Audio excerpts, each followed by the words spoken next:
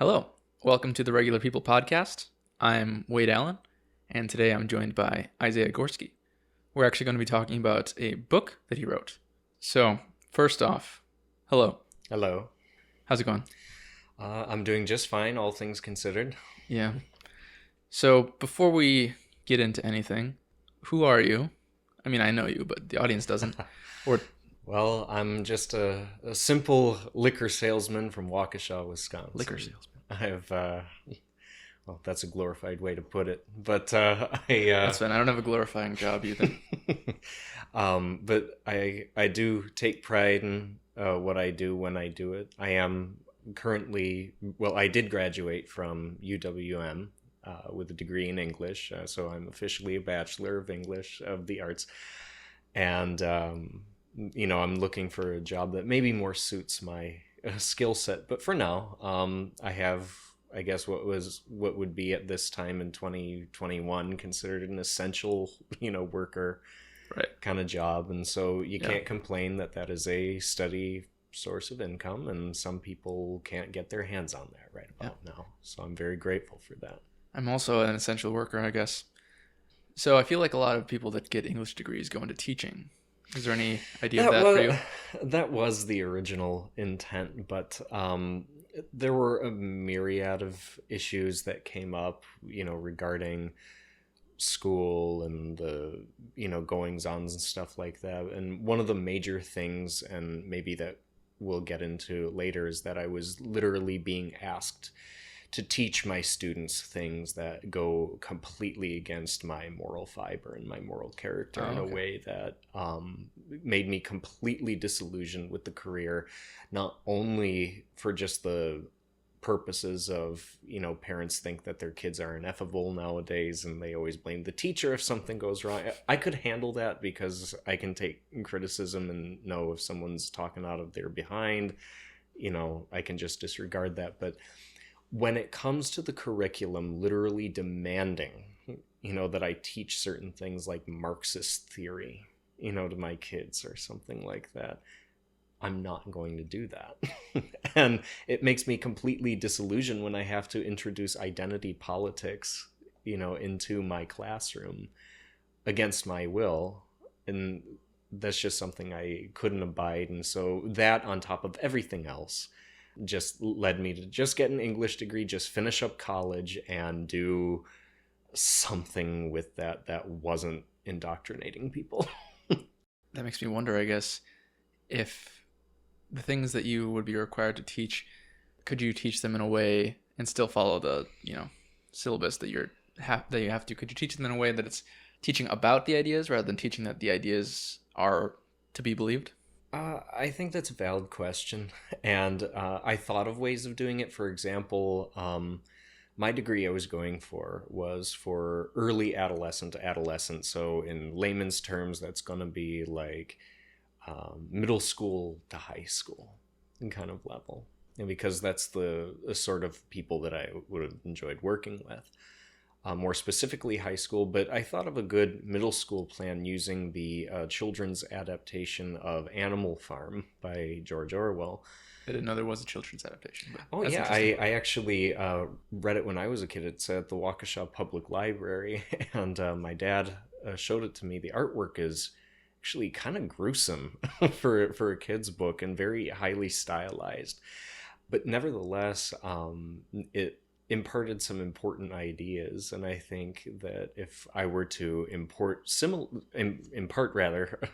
ideas to students, I think that might, sort of plant a seed that would grow into something good and something that's worthwhile. So the book that we're going to be talking about that you wrote is called The Principles of Imperial Triarchy. Yes. When did you start writing it? Oh, goodness. Probably 2.5, 3 years ago. But at the time I was also in school, so I couldn't devote, full time into writing something, even if it did turn out kind of thin. Another thing too is that, I wanted to make it so that somebody could get a whole lot of knowledge and a whole lot of information and be able to sit down and read it in a day and still be able to comprehend at least most of it and maybe even get even more out of it if they went back and reread it, several times.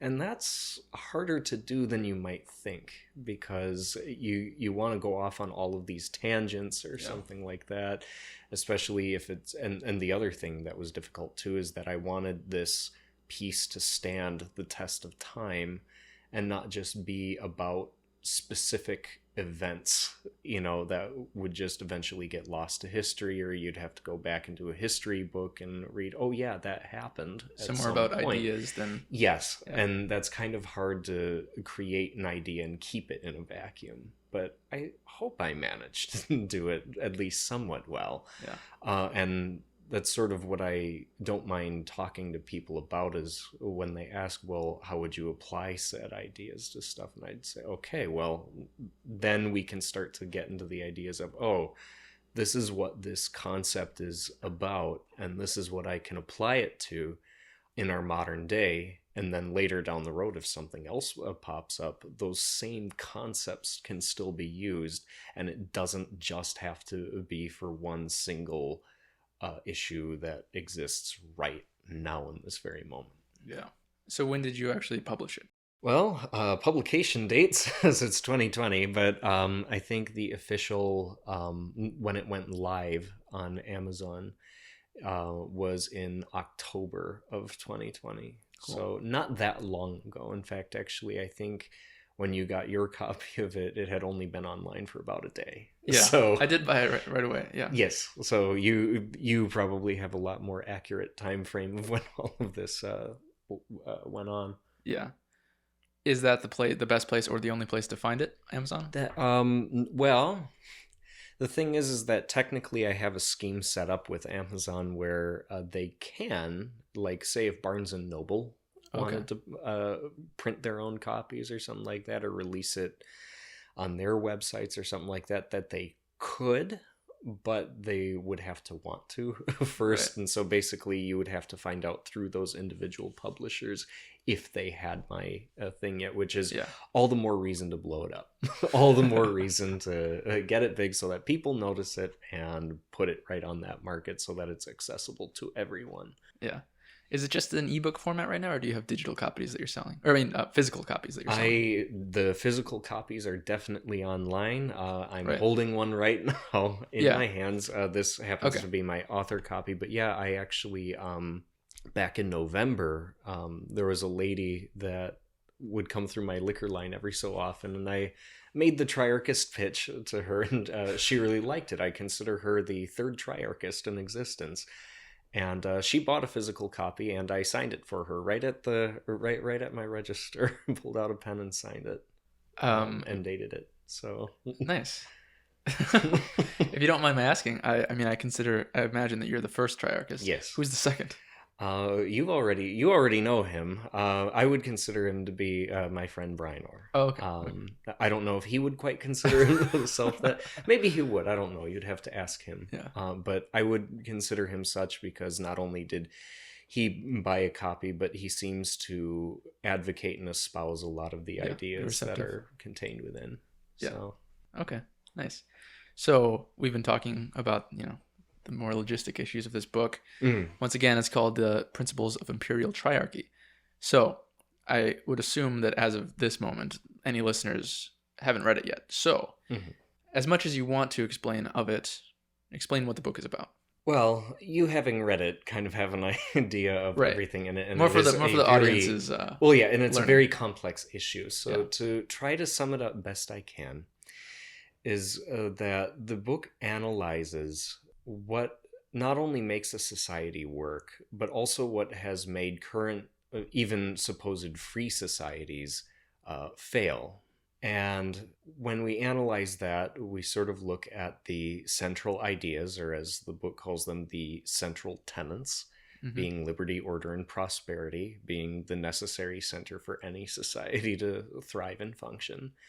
But moreover, it goes into even greater depth into those three issues, or those three tenets rather, and fleshes them out more, like what would I need to make liberty? What would I need to have order and still have it jive, if you will, with liberty and prosperity? Because it's very easy to say that any one is superior to the other, but if you have too much of one and not enough of the other two, that's when we Right. start to see problems. There's a balance that's necessary. Yes. And so the balance that's necessary is included in the 9 points. Okay. And so all of those things need to work in tandem and as part of one shape. Hence, on the cover art, if y'all are looking at it, I call it the segmented triangle with 9 rays. Right. There's 3 tenets to imperial triarchy, and each one has 3 points that is Yes. a subcategory of that point. Yes. Tenet. Precisely. One thing you just mentioned that I'm curious about, you said that all societies need liberty, order, and prosperity to thrive. So is this political governmental guide that you wrote, is it, in your imagination, more of something that all governments should be doing? I mean, I would.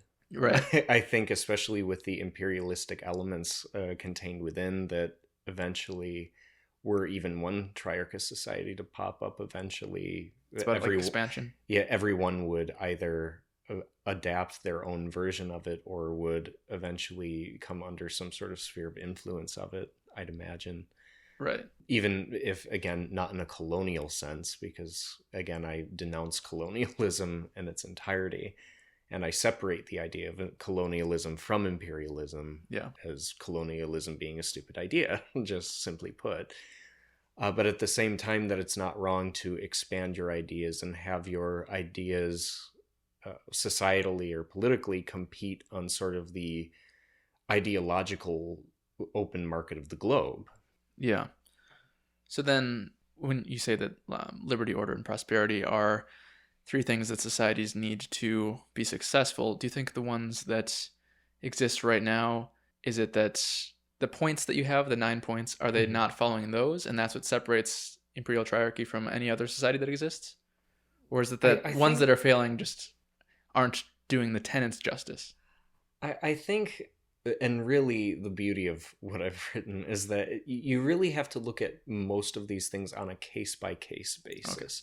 Okay. For example, the failings of America are not necessarily the failings of France, which are not necessarily the failings of Angola. But at the same time, there are failings in all 3 of those mentioned societies that I've just said.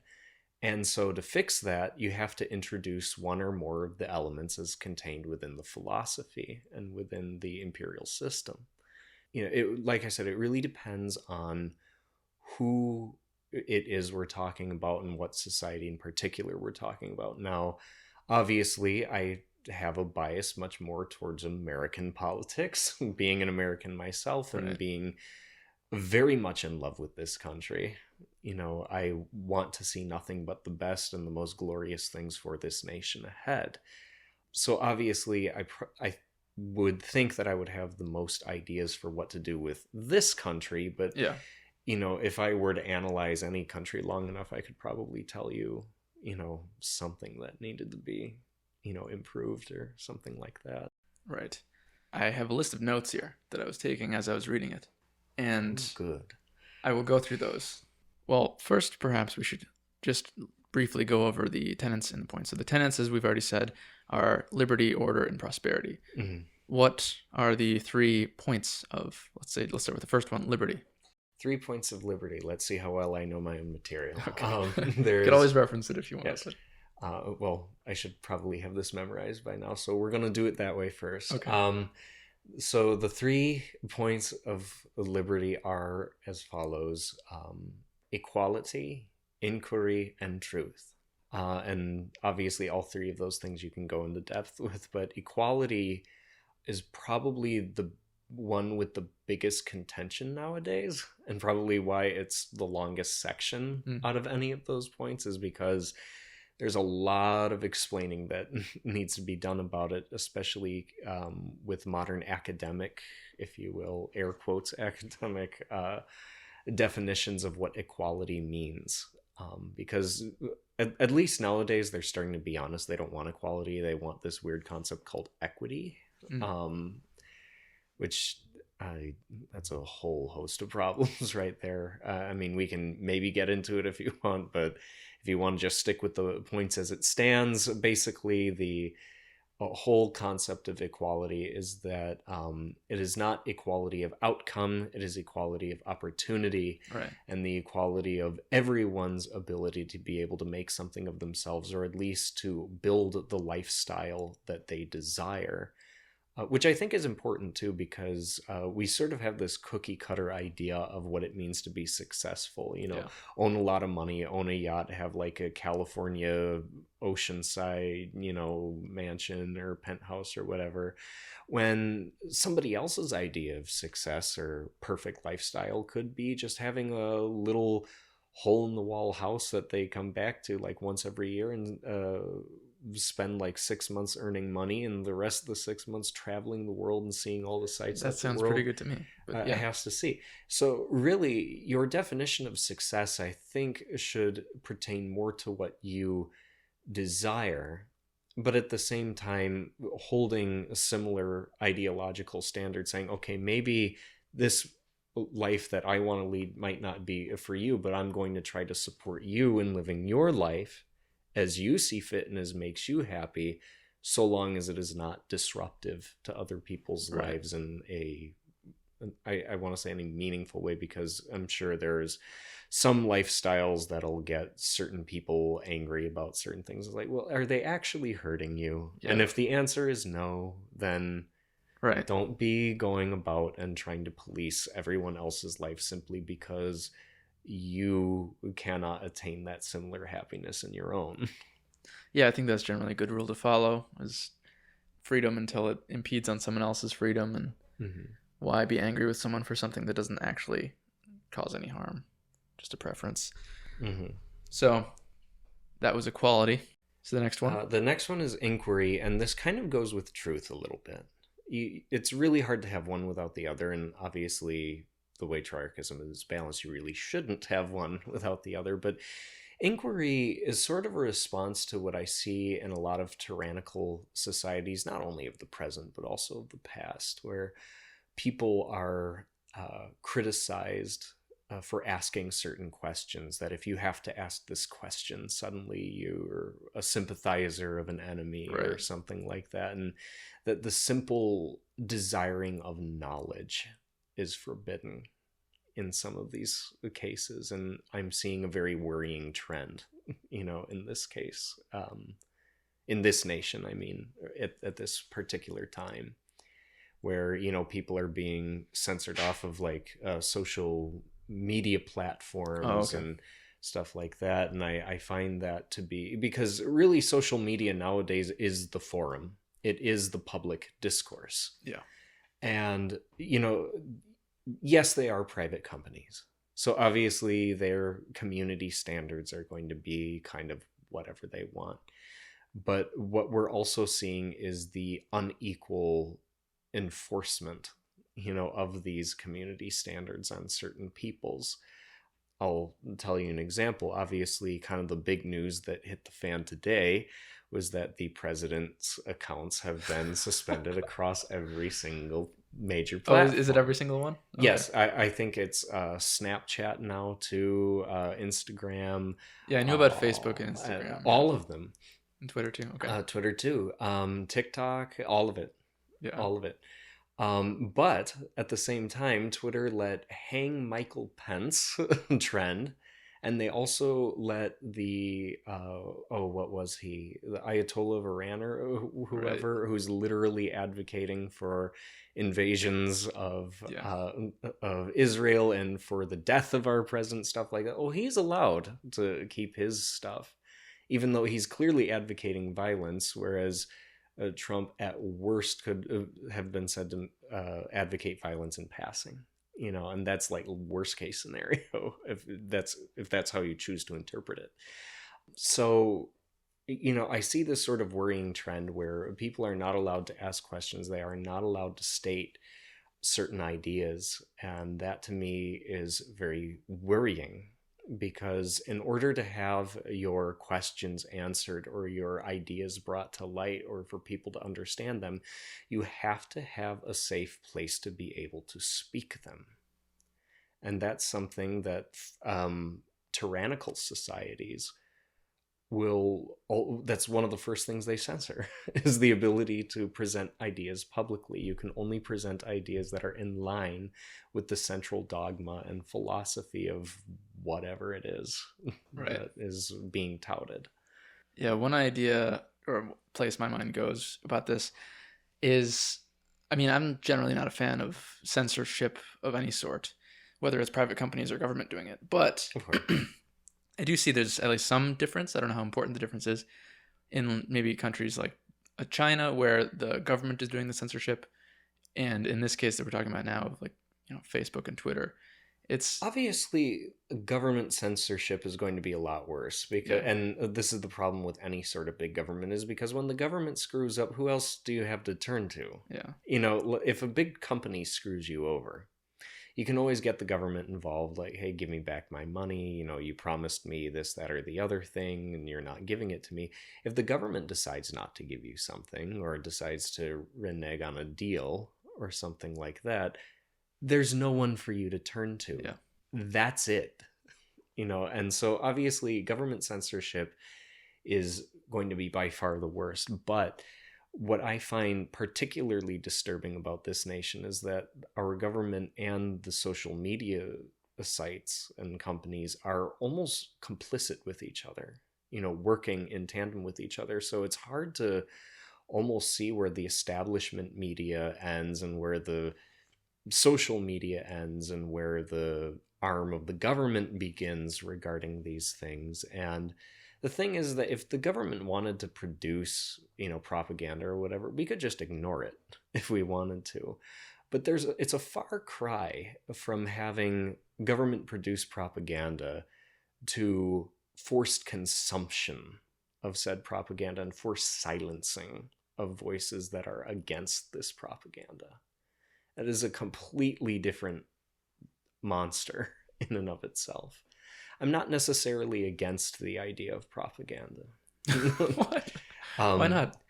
Mostly because, again, this is assuming an uncorrupted government, which is, you know, kind of An hard to get. oxymoron or something? Yeah. But, you know, I guess what I'm saying is that I'm not opposed to propaganda. What I am opposed to is being forced to consume it, you know, being forced to like pay for it Right. or something like that.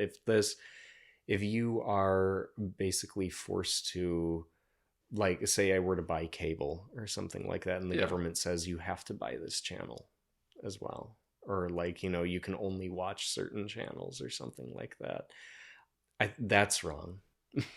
But, you know, I wouldn't mind just a poster up on a wall somewhere. Okay. That's what I don't mind, because as I outline in my book, morality is also central to society. You cannot have a good society without being a moral society. Well, Now, I am not necessarily advocating for a specific ideology per se, morally speaking, because, you know, I will admit personally I am a Christian, so naturally I believe in, you know, perhaps a, you know, more Christian worldview on how to enact certain things.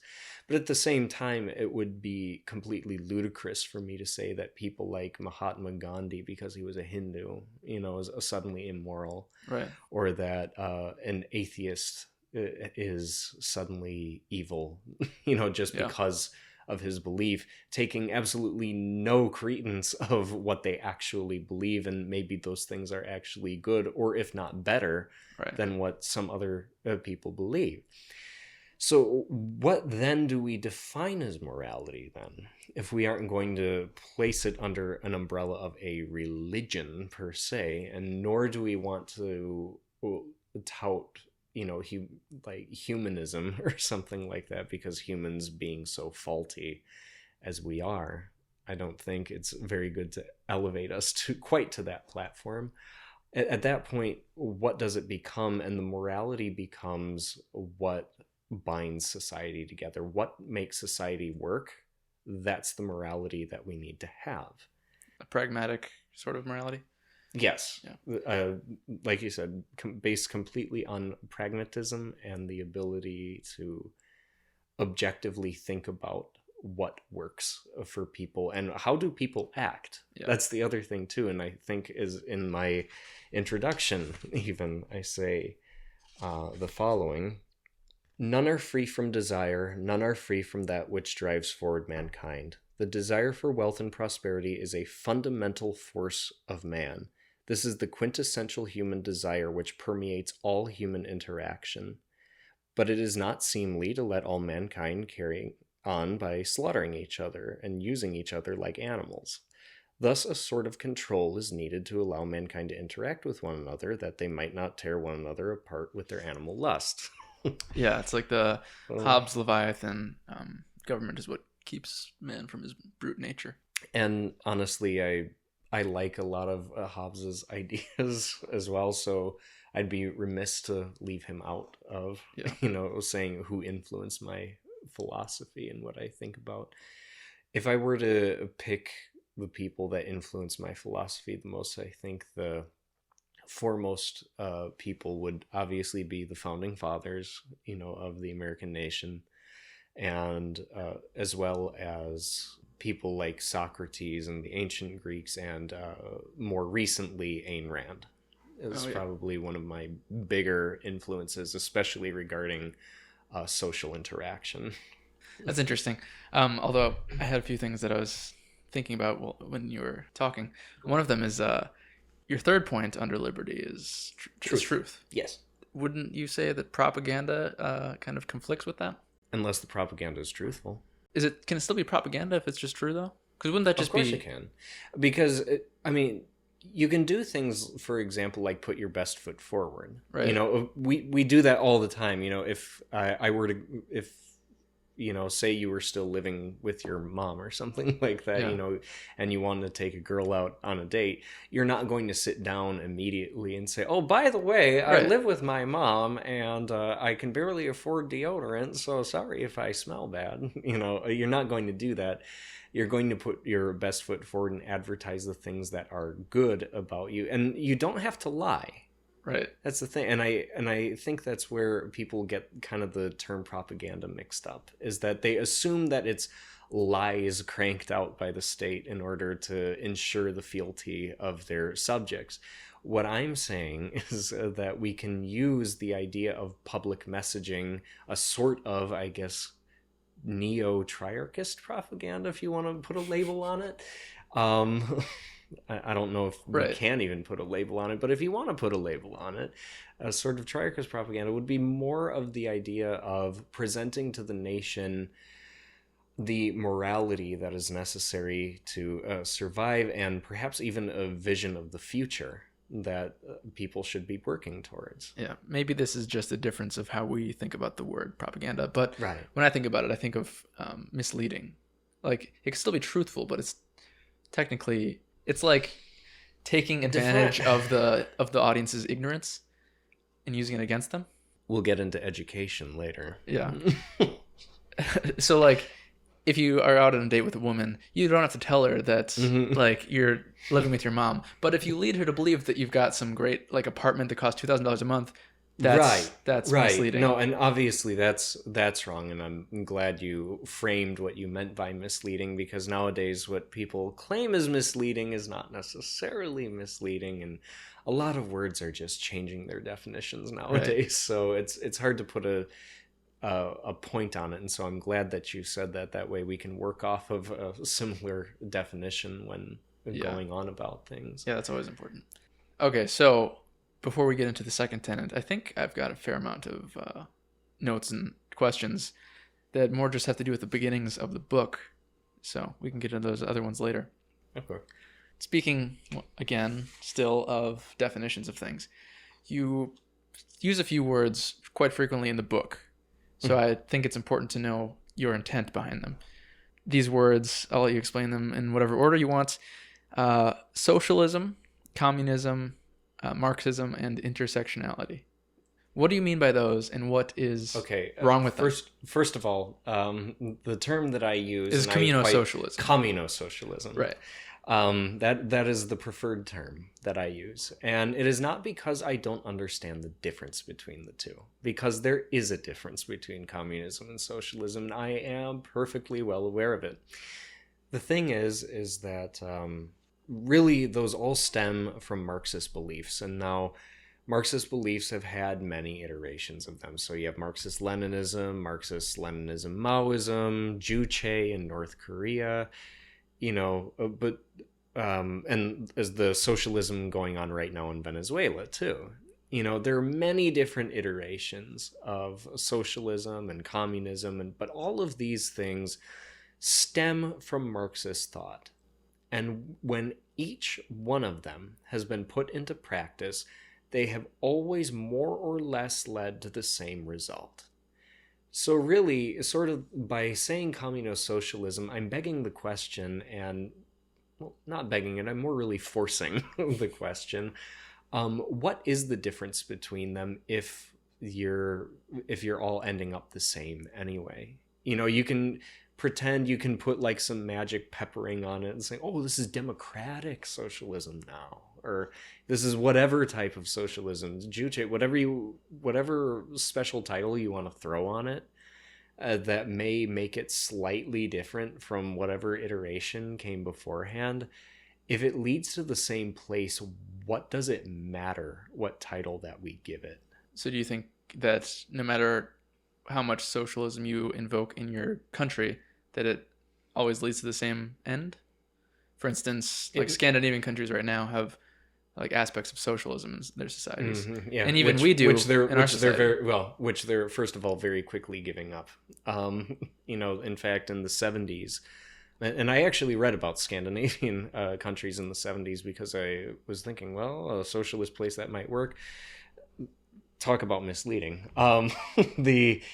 The thing is that the socialism in Scandinavian countries was first, introduced in the early 70s as a way to sort of equalize people, create a safety net, yada, yada, yada. Sort of the same things that we want to do nowadays with such programs as like Social Security, Medicare, Medicaid, all of that stuff. The thing is that they started to do this by taxing their rich corporations, in their country, as socialists naturally do. And upon doing so, the Scandinavians were smart enough to see that they were heading for an economic collapse. And they rolled back a lot of those things in the 80s and were able to effectively recover their economy as a result.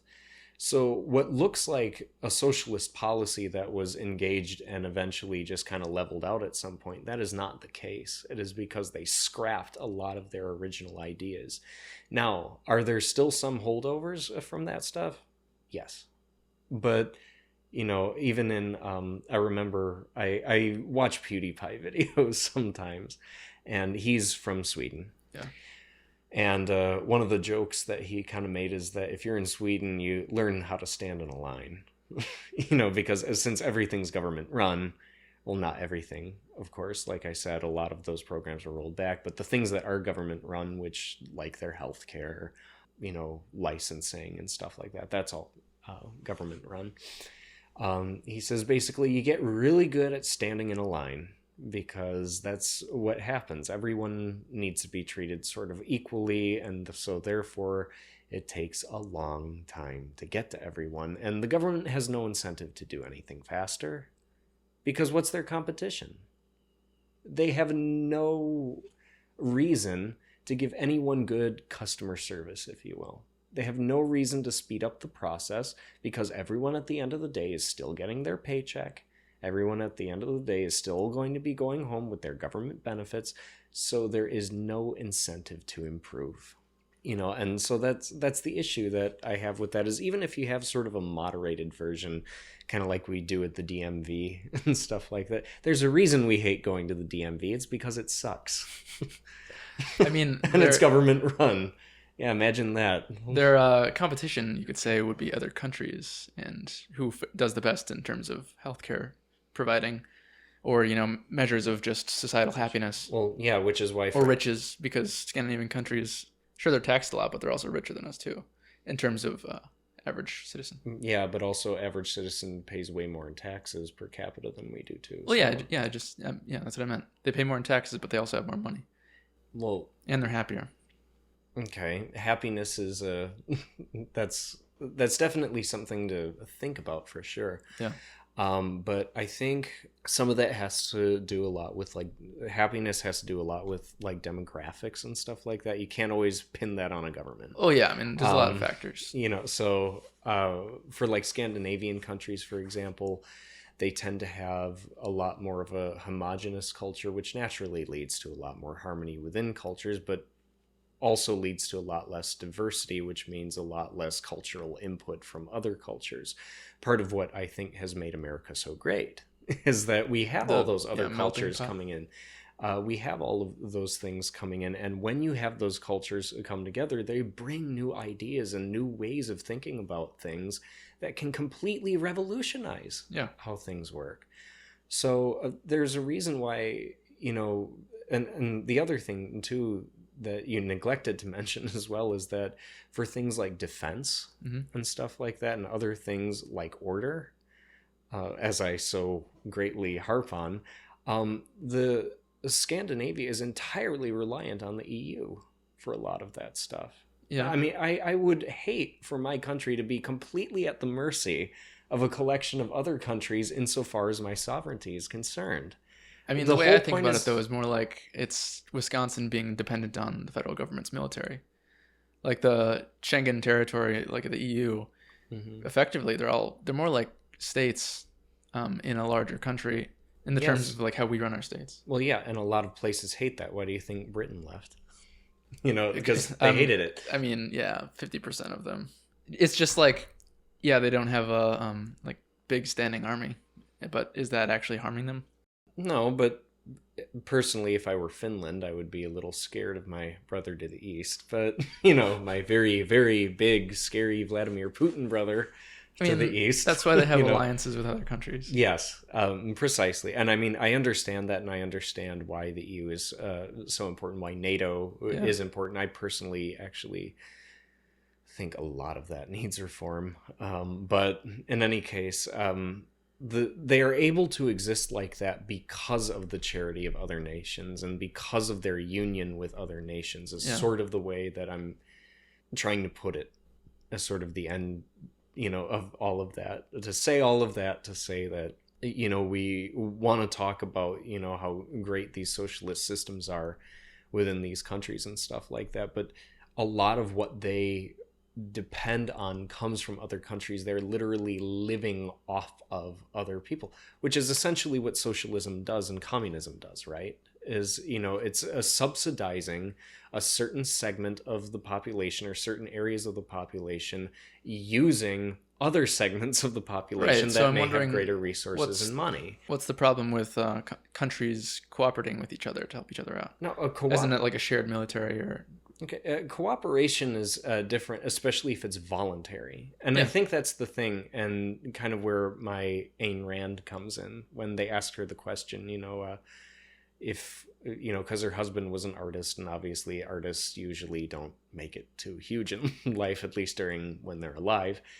So they asked her, would you pay for his stuff or pay for his living expenses were he not to make enough money? And she would say, oh, absolutely. And they said, well, isn't that kind of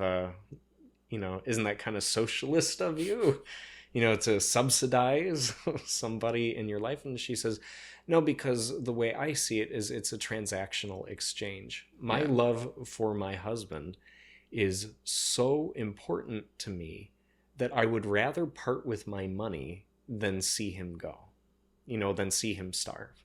So it's a big difference between a voluntary giving over of money, which for those states which wish to remain in the EU, if that's what their citizens want to do, then fine. Personally, I can't see the allure of it, but I think it is voluntary. It's not like they're forced to be part of the EU. Well, that's They tried pretty hard with the Lisbon Treaty and all of that through the back door on England. In fact, that's kind of what Nigel Farage's huge deal was with Brexit, was that basically they had been talking about this for a long time, and they used various treaties and stuff like that to make sure that Britain and other nations who were thinking about it could never leave.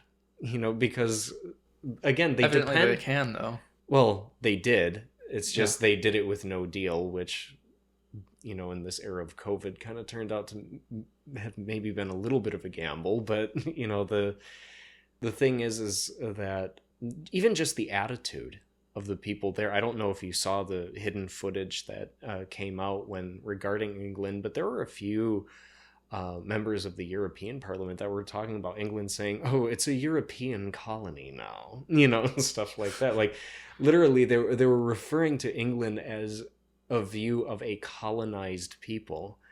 And it has been something that a lot of British people have been feeling for a very long time, which, of course, I don't know, karma's but... You can swear if you want. Well, I'm trying to remain a little professional. Okay. But, the whole point is that people don't like to feel subjugated. And clearly the British felt subjugated by this deal. And that's why they eventually left it. Now, if Germany wants to be throwing millions, if not billions, of Deutschmarks, at these people, or, whatever they use nowadays, the euro, go right ahead. But the thing is that, as Nigel Farage said, I thought the whole point of the EU was to stay away from centralized German power in Europe. Another thing I would pressure you on about the Scandinavian semi-socialism is that, obviously this is a correlation and there's lots of factors that go into making it so, but they have very low crime and incarceration rates, especially compared to America. And I would think that's at least partially attributable to lower wealth inequality. And that would be probably attributable to, a lot of it is less capitalism. Oh, a lot of it is culture too, because we see, because we can.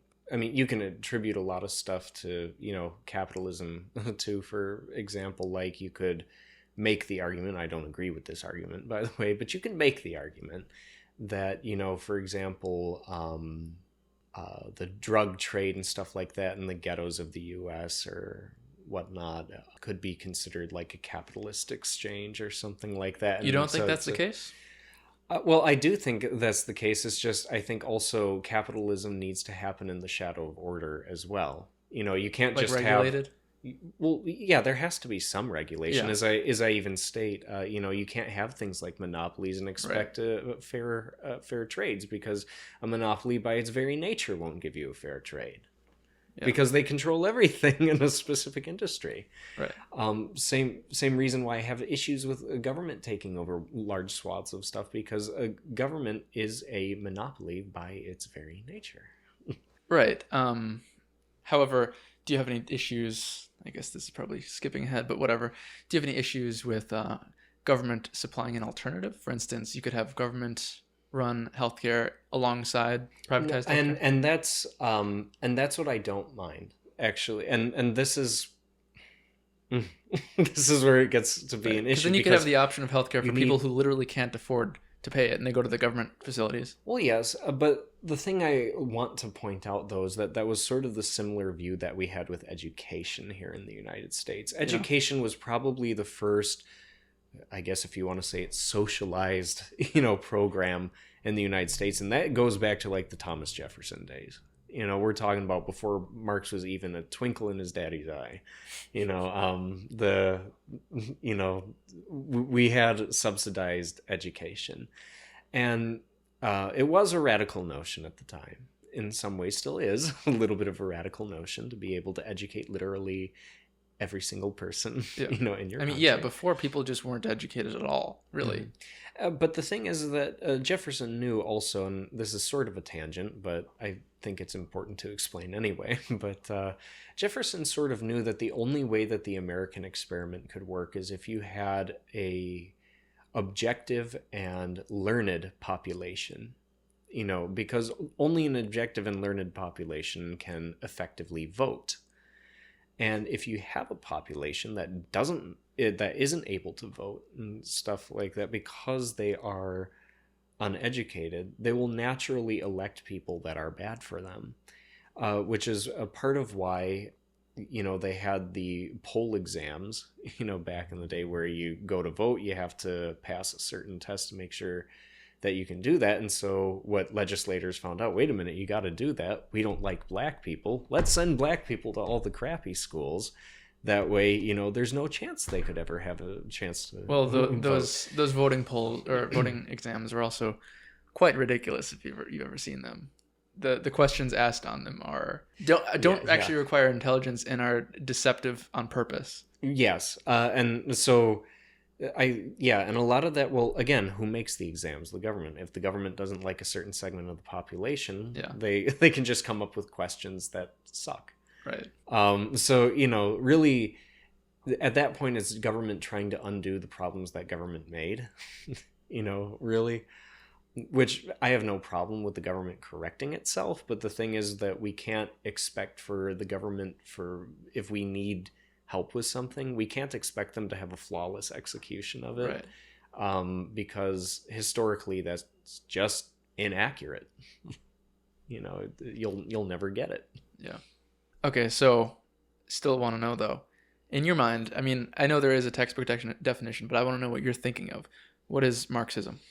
Marxism is, according to what I know and sort of what I've been able to piece together, because again, there's a lot of stuff out there, but is sort of the idea of collective ownership of all things by the state, and the state being representative of the people. And again, socialism is sort of a, lukewarm version of that, but whereas the state works for the people, supposedly. And communism more states the state is the people and the people are the state. And so for you to own anything is for everyone to own everything, So Marx even goes into some territories like raising children communally. Like he didn't believe in having the nuclear family. He didn't believe in parents raising their own children, because he believed that children could become more easily corrupted by individualist tendencies if they were to do it that way, whereas if they were to be raised by the state, they would have greater loyalty to the state and to the people in general, being more, I guess, quote unquote, selfless, in their worldview and execution of their lives and stuff like that. They'd be much more okay with letting people kind of tell them what they needed to do in order to make society better and to have society itself grow as a whole. Now, that's sort of the idealized version of Marxism. What I mean by Marxism in my book, however, is the actual execution of it. And it is always the case that with Marxism, when they talk about the state or the people, they're actually referring to their elite ruling class, their elite politician class that rules over them. So instead of basically having a king with absolutely no authority, or a nobleman with absolutely no authority over them or no oversight over them, instead you have politicians that have just been favored by the central government. And so therefore, when you're saying that you're making the state better, you're actually more just lining the pockets of your politicians, which is a similar critique I have against the modern republic as it stands. It's just that communism and Marxism and socialism as they stand nowadays are a bit more brazen in how they do it. And to use your form of propaganda, will purposely tell their citizens that they're doing something good for everyone when in fact they actually are not. So that's sort of what I mean by all of that. That is to say that despite what a theory might say, and I know what it's supposed to do, but I also know what it actually does. Okay, yeah. And that's the thing that we need to fight. I had to ask because I feel like people mean all sorts of different things when they use those words. Well, yeah, and again, a lot of what they think and what they believe is told to them by somebody else. And so, I better go along with that.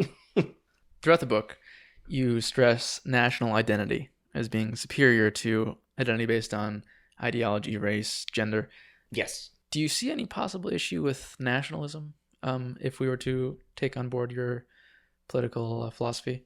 Define nationalism. Identity based on nation, and your nation being better than others, for instance, and how it's been used in the past, such as like Okay, that's where I'll agree with you. Used in the past, yes, I'll yeah, agree with you on that. However, the very basic concept of nationalism as it stands is not necessarily a bad thing, and I sort of go this way with religion too. Is that, people ask me, well, how can one say that their religion is better than another? How can one say that their government or their nation or whatever is better than another? And I said, well, if mine wasn't better than another, wouldn't I go with the other guy then? but doesn't everybody think that though? Well, yes, and that's fine. And that's what I say, though, is why I believe in the live and let live policy, is that let people believe that their system is better and stuff. So it's just better to you in like and basically the idea of a nation should be that it's a collection of people working for the same ideals and for the same ideas. Now, how they do that, and again, I believe in a very individualistic process. How they do that, how you're going to work for the betterment of yourself and what you consider even to be the betterment of yourself can be wildly different from one another. However, you cannot get to that state without either working or making some trades or, stuff like that. And the way you do that is through a capitalistic method. And the capitalistic method is done best when morality and when a future for whatever this nation wants is shared, hence shared national identity. So nationalism, I would say, if weaponized, is evil, but if used as sort of a compass, is not necessarily evil. I just worry about nationalism creating conflict, perhaps almost, I mean, it's hard to know, but I would wonder if maybe it's inevitable in the sense that if all countries are nationalistic and like they're all very filled with pride of their own country, are we going to run into problems with incompatible ideas? Like, well, we already do. Right. And that's why I think that it could be beneficial for humans to think of more themselves as citizens of the world, as cheesy as that phrase sounds, rather than citizens of a country. Audience, I just did an eye roll there. He did, yeah. So, you don't have to necessarily clash heads with a different country because the people within that country could see past their national differences. Well, and that's what I believe in too, is just because, again, just because I assume you're agnostic or atheist or whatever. Just because you are not of the same religion of me doesn't mean that I cannot coexist and even be friends with you. Right. At this point, it doesn't mean that we have to fight even, or like I said, we can even love each other, get along, all of that stuff. But the thing is that what we will respect is, this is my territory and lands and beliefs and people. This is your territory and lands and beliefs and people. And so long as we don't get on each other's nerves, what's the harm? Okay. But where it would come to be a problem is if some little startup, or some little evil nation trying to go about and conquer the world because their view is that I am the greatest, and because I am the greatest, others must die. And I think that's the big difference, is that I'm saying I believe I am the greatest, but you can continue to be what you want to be. Versus you are different from me. I am better than you. You must pay the price for being different. Yeah. Okay, this brings me to something that I had in my notes much later on, but I'll get to it now because I think it relates. Do you not see this as a problem with the fact that imperial triarchy is imperial? For instance, if you can't really have a live and let live policy if your idea is to expand and take over other countries and have them adopt your views. Well, that's why triarchist imperialism is different from, colonialist imperialism. Right. So, and that's why I divorced the two concepts, is specifically for that very reason. So then you wouldn't be taking or expanding your territory through conquest. It would be just people voluntarily adopting your ideas? If it were through conquest, It would be against those nations, say, and I'm going to give a very general example, but say, how Iran is threatening to kill our president or something like Yeah. that, or like bin Laden and the 9/11 attacks or whatever. It becomes clear at that point that our two nations at that point cannot coexist, So, because literally to have their existence is literally, and I'm not saying in an ideological sense, I'm saying in a very physical, real sense, that their existence is the death of our existence, because their literal motto is our death. At that point, that ideology must be eradicated in order for the survival of this country.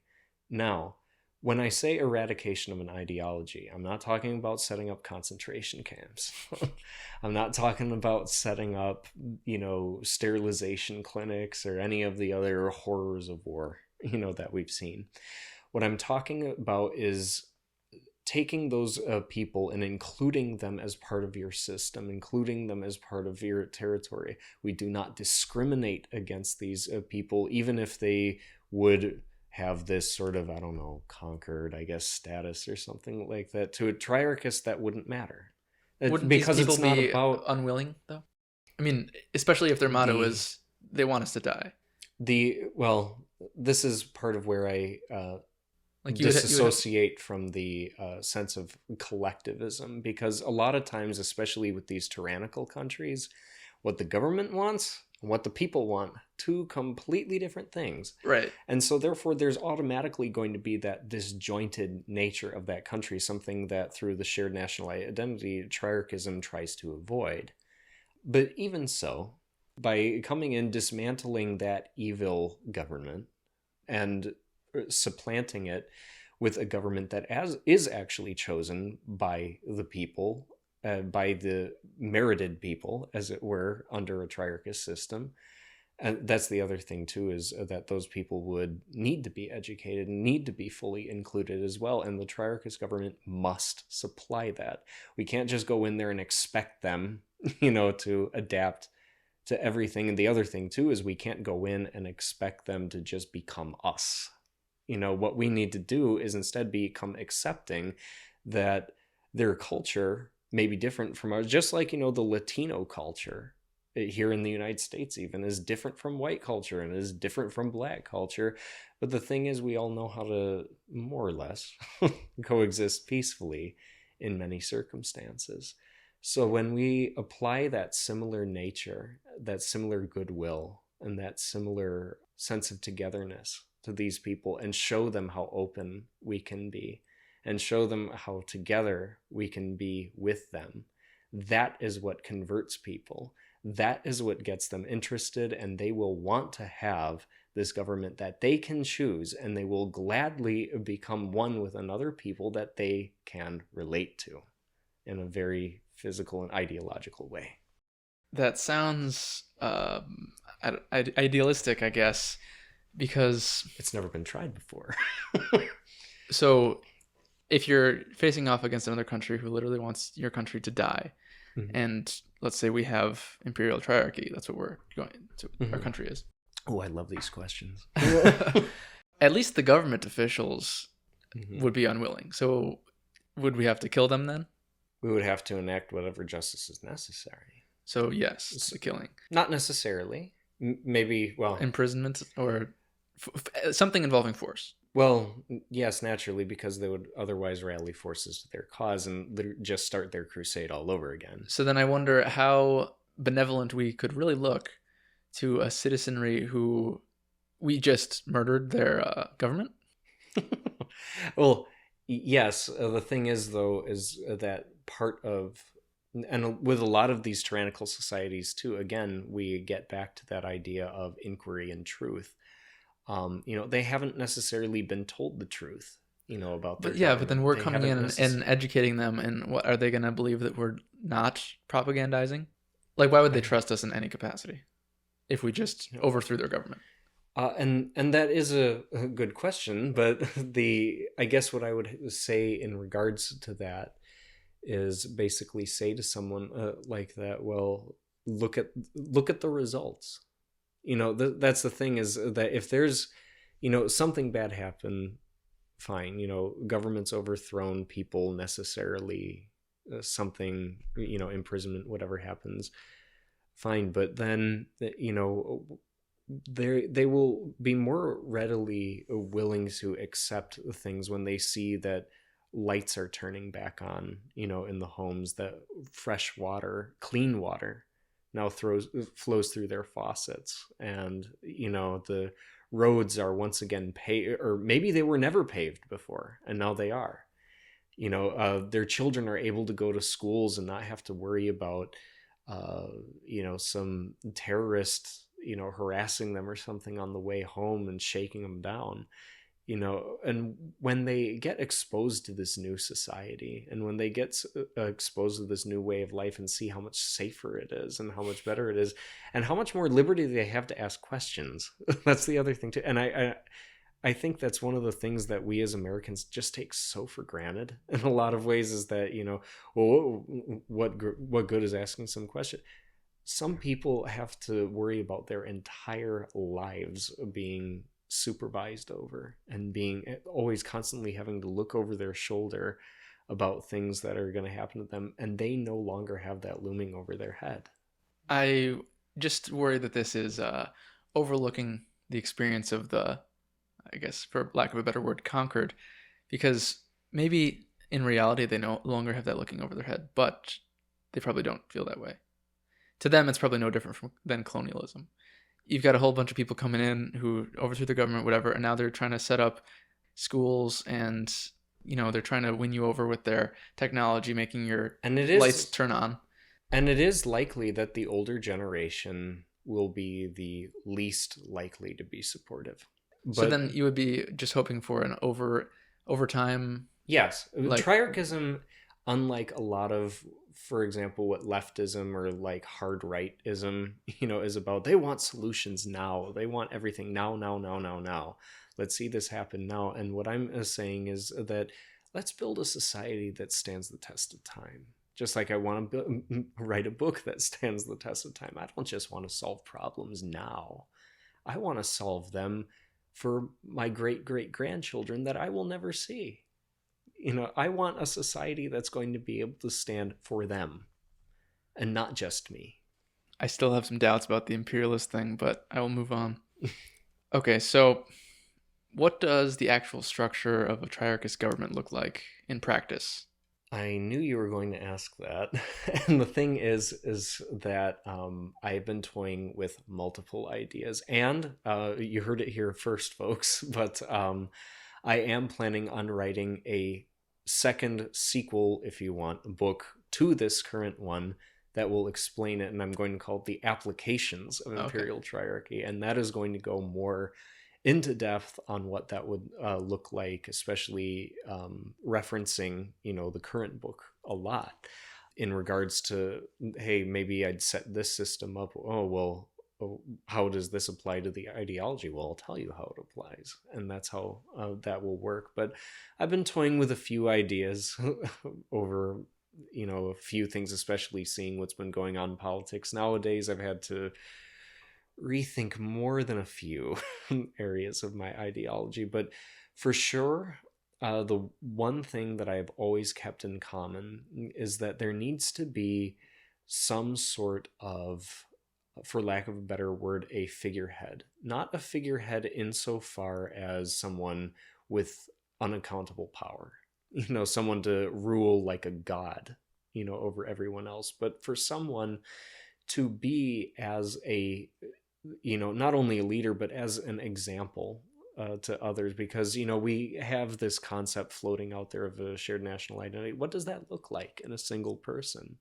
Well, this is what it looks like in a single person. I think what the beauty could be is that, say that single person is no longer in power, or they die while in power, or something like that. The next person that comes up, which would be democratically elected, that's good. It gets that position, could be a completely different person, than the person who came before. But so long as they are following the triarchist ideas, as set forth, in the philosophy, that is yet another way of enacting the philosophy. There is no one, and this is the thing that I talked to Brian about a lot, is I don't want there to ever be any one set way of being a triarchist. I think that being a triarchist is just as individual as being, an individual, as believing like how one practices their religion, Christianity. There's like how many sects, out there, and many of them are quote unquote in communion, with one another in what they believe. And so really what I'm looking for is not so much a dogma, not so much like this singular unified view of everyone must dress and act and be and do, in a certain set way. What I'm saying is that so long as you and I hold these beliefs, it doesn't matter who you are and what you do and what your skin color is and who you love. You and I can work together and build this society together. All right. So I guess I'll be waiting for the applications of imperial triarchy. And I plan on including another essay in right. the other one too. So maybe the way I'll structure it, and I don't know, again, this is all highly experimental, brainy stuff at this point, is that at the front of the book I'll have the principles, kind of in the middle of the book will be the application, at the back of the book will be like essays and other resources like and stuff like collected, that. Yeah, so yes. Almost like a collected sort of works that you could buy individually, but like you could buy Principles all by itself, or you could get Principles along with everything else to sort of have a more complete manual, if you will, on triarchism, a how-to guide. Right. So maybe you don't have any answers for this yet at this stage either, but nonetheless, it's a question. How would we transition to a triarchist society from this one? This I have been giving a lot of thought to, but you could go about it in one of two ways. There's one way I prefer, and there's one way you could do it. What's the way you prefer? The way I prefer is through a democratic process that basically acknowledges that the current system that we have isn't working, and that we transition over to a new way of doing things, whether that be creating new amendments to the Constitution, whether that be writing new articles of the Constitution. If that means creating a whole nother constitution, just copying and pasting stuff from the old one and some new stuff into the new one, stuff like that, I would want that to be a graceful process, a graceful transition. The other way you could do it too, I'm not a fan of this, but in some societies that are more militaristic or something like that, it may have to come to it. So where there would need to be a violent overthrow. Yeah. But again, I would only want that in societies where literally democracy and, a true voting is just not an option.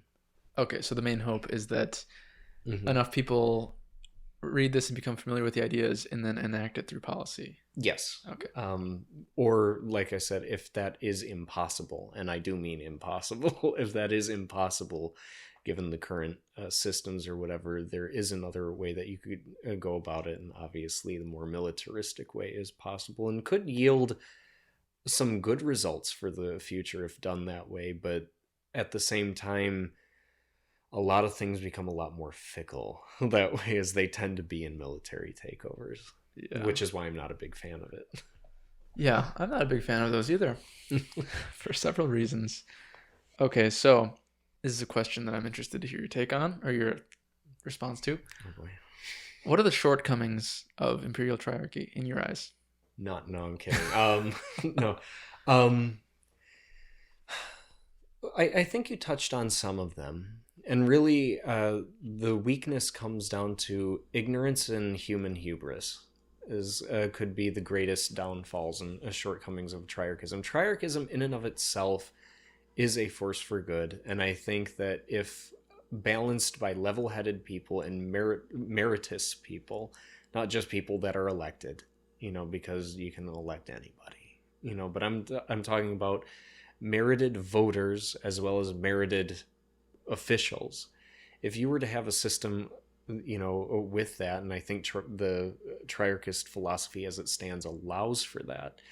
If you have that, then a lot of those problems are mitigated. But if you allow, if you only implement the system part way, or you only implement the philosophy in some aspects, and not others, you'll eventually just have the same outcome as, a democratic republic. And we're seeing the fallout of that right now, even here in this country, so it needs to be, it's kind of, as my dad told me when I was younger, I would always spill when pouring things into a glass, and it was because it would always run down the side of the container that I was pouring out of, and he'd always tell me, son, either pour or don't pour.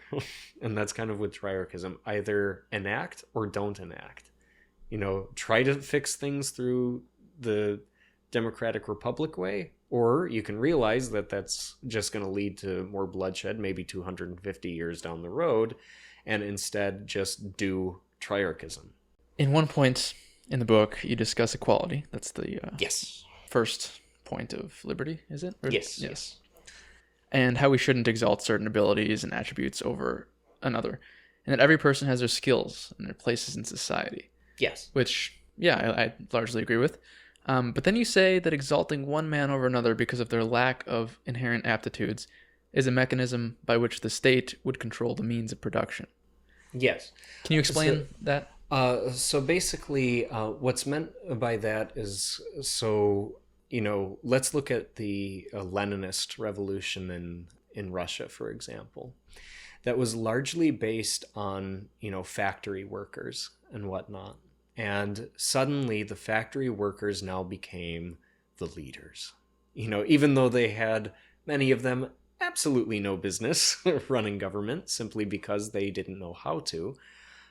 So by basically what I'm saying is that we should regard all strengths as equal, but we should not confuse a weakness for a strength. So for example, like, in this nation, what I've been seeing a lot of is that, I've been on, the government dole or whatever for a long time, and that means I know suffering, which means that I'm powerful and I'm better than you. It's like, no, it just means you were on the government dole. Doesn't mean you're better at all. In fact, if anything, it, for some people at least, that could be considered a detraction from who you are. So no, don't, you're not better. So don't go down that road. Don't confuse a weakness for a strength. Okay. But with strength, don't automatically assume that, the guy who picks up your garbage is, worse than you for having, that job, even though it's his job that requires you, that not requires, but allows you to live in cleanliness. Right. Everyone is necessary in order to make a society like that work. However, we shouldn't see useless abilities or useless brags, I guess, as something that is good and is going to suddenly make the nation better, because it's not. Yeah. And it's just going to take away from people who actually have real abilities. And that's kind of why I dislike programs like affirmative action, stuff like that. Is, again, it's not because I don't believe that people of color don't have ability. It's that, well, you have less ability, but because you're a person of color, suddenly now you're moved to the front of the line. And that's just unacceptable. I have a few issues with affirmative action, at least how it's implemented right now. I mean, that's kind of what I'm discussing in any case, but I guess it's more complicated, but that's irrelevant to this conversation at this point. What I would have to say. I mean, I'd love to, come back maybe for a second session. We can talk about a little more of these details in depth, but for now, let's stick to your script. Well, it's just that you don't really mention affirmative action in your book at all. So of course, I wanted to. Again, because affirmative action doesn't really affect everywhere in the world, so. So you mentioned that utopia is not possible for any single system, yet each contains the ghost of such, and we should take from each system that which is seemly and destroy that which is ugly. Yes. So which parts of socialism, communism, and capitalism would you take, and which would you leave behind? I think even somewhere out down the line, I forget exactly where, but I say there was even a notorious element to communo-socialism. So I'm even willing to recognize when my enemy system, if you will, has something good going for it. And this is a quote I like to bring up often. St. Thomas Aquinas was this huge philosopher for the Catholic Church, and he once pondered the question, some people ask Christians this a lot too, what if Satan came up to you and told you that 2 + 2 = 4, or something like that. Some of the more, in my opinion, ignorant Christians will say, well, then it can't be 4 then, or what if the Bible said this, instead of, something that we obviously know is fact? Well, then obviously what we know is fact is wrong. you know I think that's a little radical Yeah. and a little ignorant and stupid, in my opinion. But the answer he more came up with, St. Thomas Aquinas did, is he said basically, truth is truth no matter what mouth speaks it. Yeah. So if Satan comes up to you and tells you 2 + 2 = 4, Satan was correct. Doesn't mean that he's correct about everything, doesn't mean you should follow him, doesn't mean you should give credence to any of his philosophical teachings. But the fact is, when you are presented with something that is true and that is good, it shouldn't matter the source. If it is good, it is good. Yeah. So, getting back to your question, what about communist socialism can be considered good? It is the idea, really, that people, and again, a lot of this is idea, not actual practice, but the idea that workers can be treated with the same amount of dignity as a white collar, person. That, people have in and of themselves an equal dignity, despite what they may come from or what they're doing or what they may have done. People have the ability to grow, and that basically, if given the tools necessary to be able to grow, that the wise will take that ability and be able to move into the future with it. And I think that communist socialism, while it doesn't actually do that in real life, the basic idea that it has is a good one, and one that a society should follow. Yeah, I would agree with that. So in the second point of liberty, which is inquiry, which we've talked about a little bit, you say a triarchist government, above all governments, should be open for questioning by its people. Questioning does not mean doubt. One may not doubt their core beliefs, but they would do very well to exercise their higher faculties and think upon why they believe such ideas of theirs are true. So, what to you is the difference between doubt and questioning? Because to me, so basically, yeah, it's one thing to ask the question, why do I believe what I believe? Right. It's another thing to say, how do I come to unbelief what I believe? Basically, how do I destroy my own belief?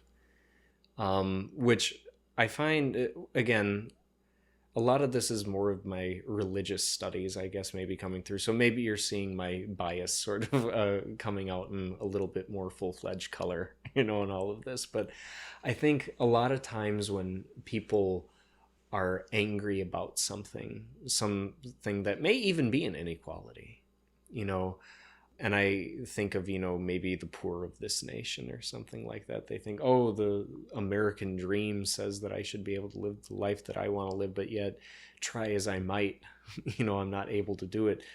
You can slowly talk yourself out of something that is actually good. You can talk yourself into believing something that is evil.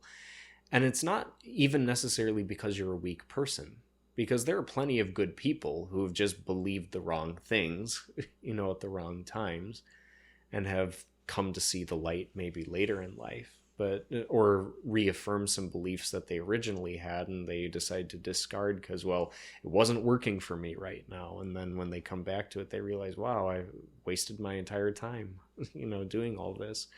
So basically what I'm saying with inquiry is that guard yourself against those things which would make you doubt those things that are good and true. But don't you think that doubt is at least necessary, because you need to figure out if those things are good and true? Well, yeah, that's why I say it's that it's good to ask questions of those things. It is good to even like you asked me, what are the shortcomings, Right. of what I believe? It is important to know the limitations of what you believe, and maybe find ways to fix those limitations. In fact, if you find a way to fix those limitations, you have only made not only yourself, but everyone else around you better for it. Yeah. If you are able to do that. So questioning is one thing, doubting is another. Questioning is good. It leads to good things. Doubting and turning doubt into action is what causes the society to crumble. I'll accept that. I don't know. In my mind, doubt and questioning are the same thing. But okay, I can accept that there's a difference. That's, I guess, where you and I needed to get our definitions straight. But... Yeah. Right, so Imperial Triarchy has 3 tenets we've discussed. Is there a hierarchy of importance to these? Absolutely not. They're all equally important? They should be. Of course, naturally, with any philosophy, you're going to have a certain thing that you think may need more attention than another. I think you and Brian even discussed this in one of your podcasts together. I think even the second one you ever did was that it's not necessarily that you may disagree, it's that you may disagree on order of importance. Yeah. And so I think that were you to have a collection of triarchists, obviously you would have triarchists that believe that something is more pertinent and more necessary at this current point in time than another thing. But ostensibly what you should be doing is you should be trying to balance all of these things to create a more harmonious system. And I'll come out and say it right now, probably my favorite one that I think is the basis on which everything needs to lay is prosperity, in my opinion. And the reason why, and I'll defend that, which again, if you don't believe that, that's fine, but stay with the triarchism. You don't necessarily have to stay with my personal interpretation of it. But I believe that prosperity is the most important, because you can't have order or liberty if your people are scared that they're going to starve, and they have no way of, securing the lifestyle that they need and fulfilling those little steps in the Maslow hierarchy of needs. If they can't do that, and prosperity is really the most reliable way of doing that, if they can't do that, it's going to be really hard to guarantee the other two. But again, maybe somebody is going to look at liberty and say, well, gee, if you don't have liberty, then how can you even have prosperity in the first place? And that's a perfectly valid argument. It's just me personally, that's what I think. All right. Okay, so I've lightly touched on a few issues I have, like imperialism. Here's another issue I have. So there appear to be, from the book, distinct classes in a triarchist society: citizens and subjects. Yes. So that's in Meritocracy, though. It is. Yes, it Not is. in Imperialism. That's in Meritocracy. No, I meant like I already talked. I briefly mentioned problems with imperialism that I could get into more. But another one is the Meritocracy. And this part is the citizens and subjects. There's 2 different classes in society. And it seems like... I wouldn't go so far as to call them classes, by the way. I would just call them more of divisions of the populace. But you can stick with classes. I guess to you it might be potato, but... Yeah, divisions of the public and classes, especially when these people have different powers that they can... Like, okay, so they're citizens. And in order to vote, you have to take a test. Ostensibly. I mean, I can't really think of a better system to put that, but hey, if you can think of one, do it. But I think I can. But anyway, to be able to vote, you have to take a test, and that would grant you citizenship. Is that... am I understanding that right? From yes.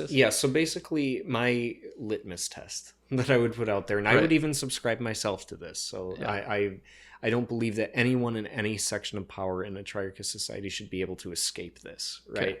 Okay. So I'm talking about a president. Hell, if we're an empire, if there was like an elected emperor or something like that, even the emperor would have to take the freaking test. Right. The point is that everyone has to be under some sort of merit that is measurable, and that includes every single person in society. Now, like the book also says, that this has to be open to everyone. This can't just be for only certain sections of society, and it can't purposely, as you pointed out earlier, for like those poll exams, it can't purposely be like really misleading and how a thing. No, it has to be very concrete. So, for example, my litmus test that I sort of put to this is, what test do we make an immigrant take in order to become a citizen? Should we not expect similar knowledge from our own people? And to me, this is where I start to think about things. Well, how do we define our own people? And to me, an American, or at least a triarchist American, is one that believes in the ideals of a triarchism. It doesn't matter if you were born in India. It doesn't matter if you were born anywhere in the world, really. If you want to create a better society for this American triarchism, you are, to me, by all accounts, an American. Okay, so if you fail this test, you do not have voting rights, and you are a subject. Yes, you are under, however, the protection of the nation or empire, or whatever you want to put it. You are under the protection. So think about it kind of like how the U.S. and Puerto Rico are. So Puerto Rico doesn't exactly get to vote, who becomes president, but we basically get to tell them who their president is. And obviously there's a lot of back and forth on that. But the thing is that my issue with Puerto Rico and how it's being handled is basically you have these, people who may want to be citizens, may not be. But the thing is that their government has to decide, on a big level, whether all of the people under their control should be allowed this right. To which I say, how about anyone who places themselves under our protection? Let them be able to take the test. Let them be able to choose and prove that they're able to participate in the society. This isn't a thing about class. This isn't a thing about wealth, because there are plenty of Hollywood people out there who are rich as all hell, but would fail that test miserably if given the same test as, say, a blue-collar worker who loves this country and knows everything in and out about it. Is the only difference then in subjects and citizens the fact that citizens can vote?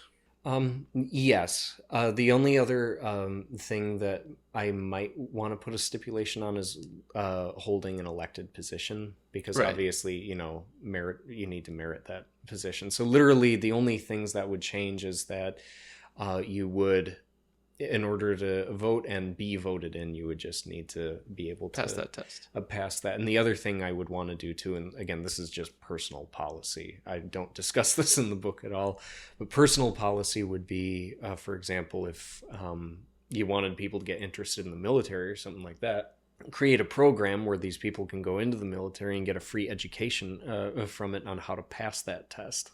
And so basically, as soon as they're in the military, if they come out, or even if they're in the military, they're ready to go and ready to vote and are perfectly fine.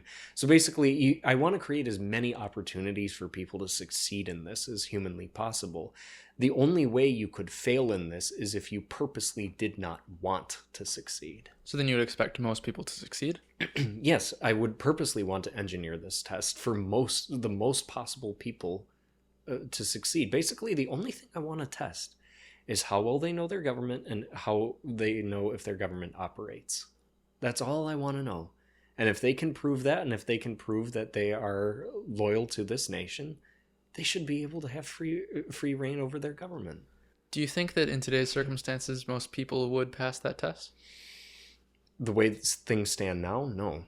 Because we aren't taught about our government. In many cases, like I said, when I was being taught to teach Marxism, to my kids, they weren't being taught anything useful about our own government. They were being taught a philosophy that they just got crammed into their heads, and then they were expected to sort of take to the streets and spout this nonsense, back out.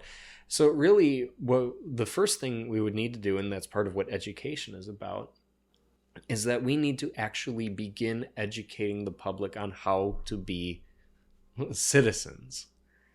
And that's really the first step in all of this, is not so much, is a test feasible? Is it,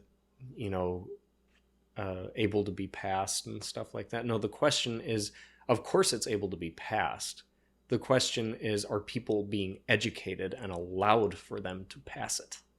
That's the real question. Right. And the current answer today, right now, probably not. But in the future, when given the chance and when given the proper training and proper opportunity and ability, the answer should be, and I would make it so that it would be a resounding yes. I feel like maybe this is just me talking from my own personal experience, and it might not be true of everyone else, but I was taught quite a lot about government throughout school. Well, you were also very privileged to be going to one of the better schools in Right. this state. And Okay. I know because I went to the same school as you. That's true. Yeah. Okay. Would this test have a minimum age requirement? Like, I can would people only say, take it after they're 18 or whatever? personally, I actually, and again, this is my personal philosophy, and how this would be enacted, I would leave to Oh, okay. future politicians. Maybe, hopefully, one day I myself would be weighing in on these policies, as I would hope they would want to consult the creator of triarchism on how to actually enact Well, a I mean, triarchist society. if it takes long enough, then you might be dead. So. Well, yeah, yeah. Well, let's hope not. But what I would say basically is my personal belief on a lot of these age laws and stuff like that is, so you're telling me that a 16-year-old kid can operate, a 2-ton war machine going down a road at 45 miles an hour, can hold a job and pay their taxes, but can't own stocks? They can't own a house if they want to. They can't vote, for the people that are taking their tax money. What's the deal with that?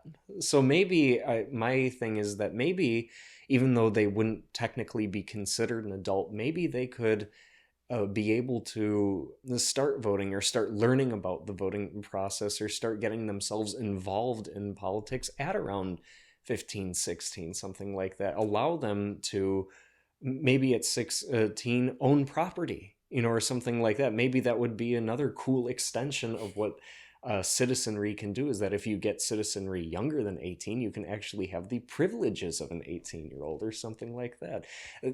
Even more incentive for younger people to get involved in society. So there's a million options you could go with this, and it's exciting to think about. All right. So at least decreasing it in your preference, the voting age. Again, I'm all about merit. Yeah. If someone, because I've met, and again, I was part of the schooling programs and stuff like that. I've met 13-year-olds that I would trust to be better adults than some, 35-year-olds that I've met. I have too. Yeah. So to me, it's all about the merit. If you are young, being young should not be a barrier to your free participation in society. Of course, younger people do tend to make more reckless decisions. I realize it, but people of all ages make reckless decisions. People talk about, someone being taken advantage of by a younger, or a younger person being taken advantage of by some predatory organization or something like that. But adults get preyed on by cults all the time too. So really, so to me, it's less about age and more about the brain that's inside the head. To that end, though, Mm-hmm. I think I have some strong disagreements on the point of meritocracy. I actually used to be an advocate of meritocracy. I thought it sounded like a swell idea. Then I came to the realization that I don't think it actually exists or can exist by definition.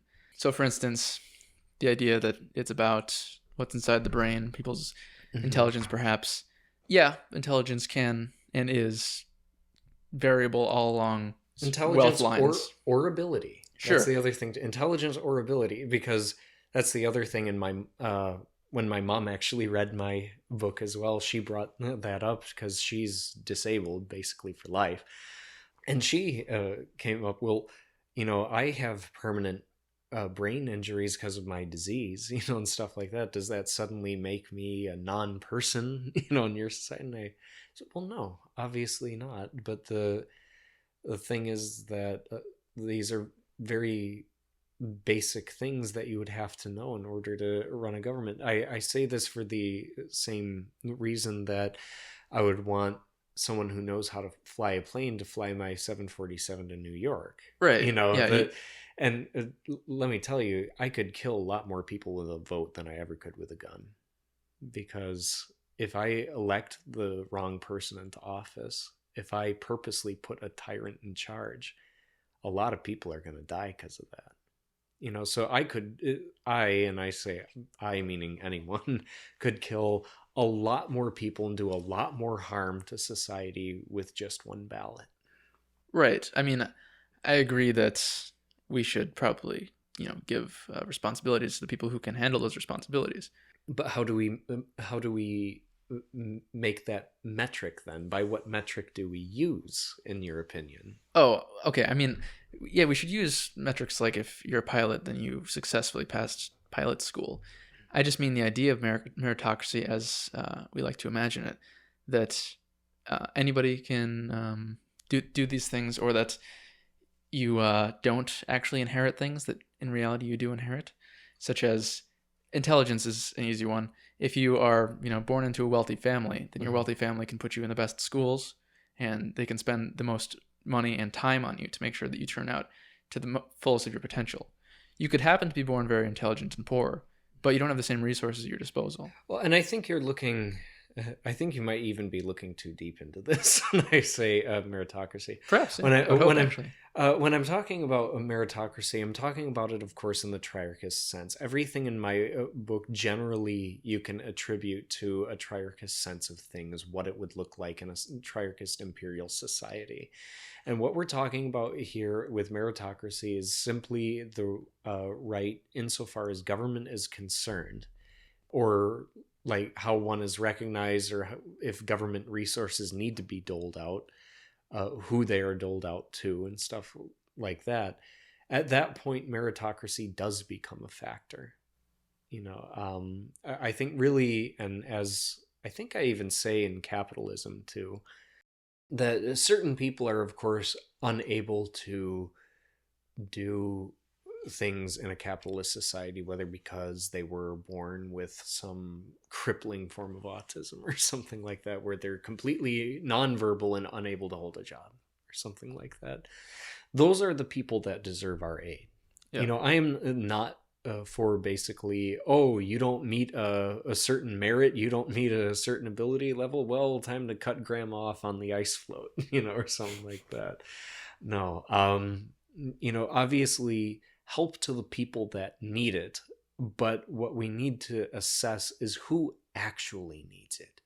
Because there are so many people nowadays who are getting disability because they literally refuse to put down their hamburger. They're so fat that they can't work. That's just wrong to me, that they would receive those government benefits simply because of a choice that they made, to live a certain lifestyle the way that they did. That's wrong to me. But to those people who literally can't work because of whatever physical condition, they are, of course, the exception to the rule, but they are not the rule. And I think that's what we need to consider when speaking of meritocracy and who merits what. Right. Yeah, there's certainly the fact that people are disadvantaged through no fault of their own, such as having some sort of condition. But I think one thing that meritocracy, perhaps not exactly how you mentioned in the book, it was hard to tell, but what people think of as meritocracy is they might allow for that, for disadvantages you didn't actually earn, or no fault of your own. But then they they don't look at advantages that you didn't actually earn. They like to assume in a meritocracy ideology that all of your earnings or rewards that you've gotten from society were through your own effort, when in many cases they're attributable to luck. There is some luck involved, and also I include the idea of inheritance and stuff Right, like which that. is Like something if I wanted to ask you about. I have a rich aunt that dies and leaves me a Yeah, crap you did ton of money. nothing for that money, but yet you have it. Yeah, well, and that's part of circumstance. But the thing is that I believe that those in using those changes of luck and using those things for for your betterment, and basically being smart enough, really, and maybe not even just intellectually smart enough, but the street smarts work too.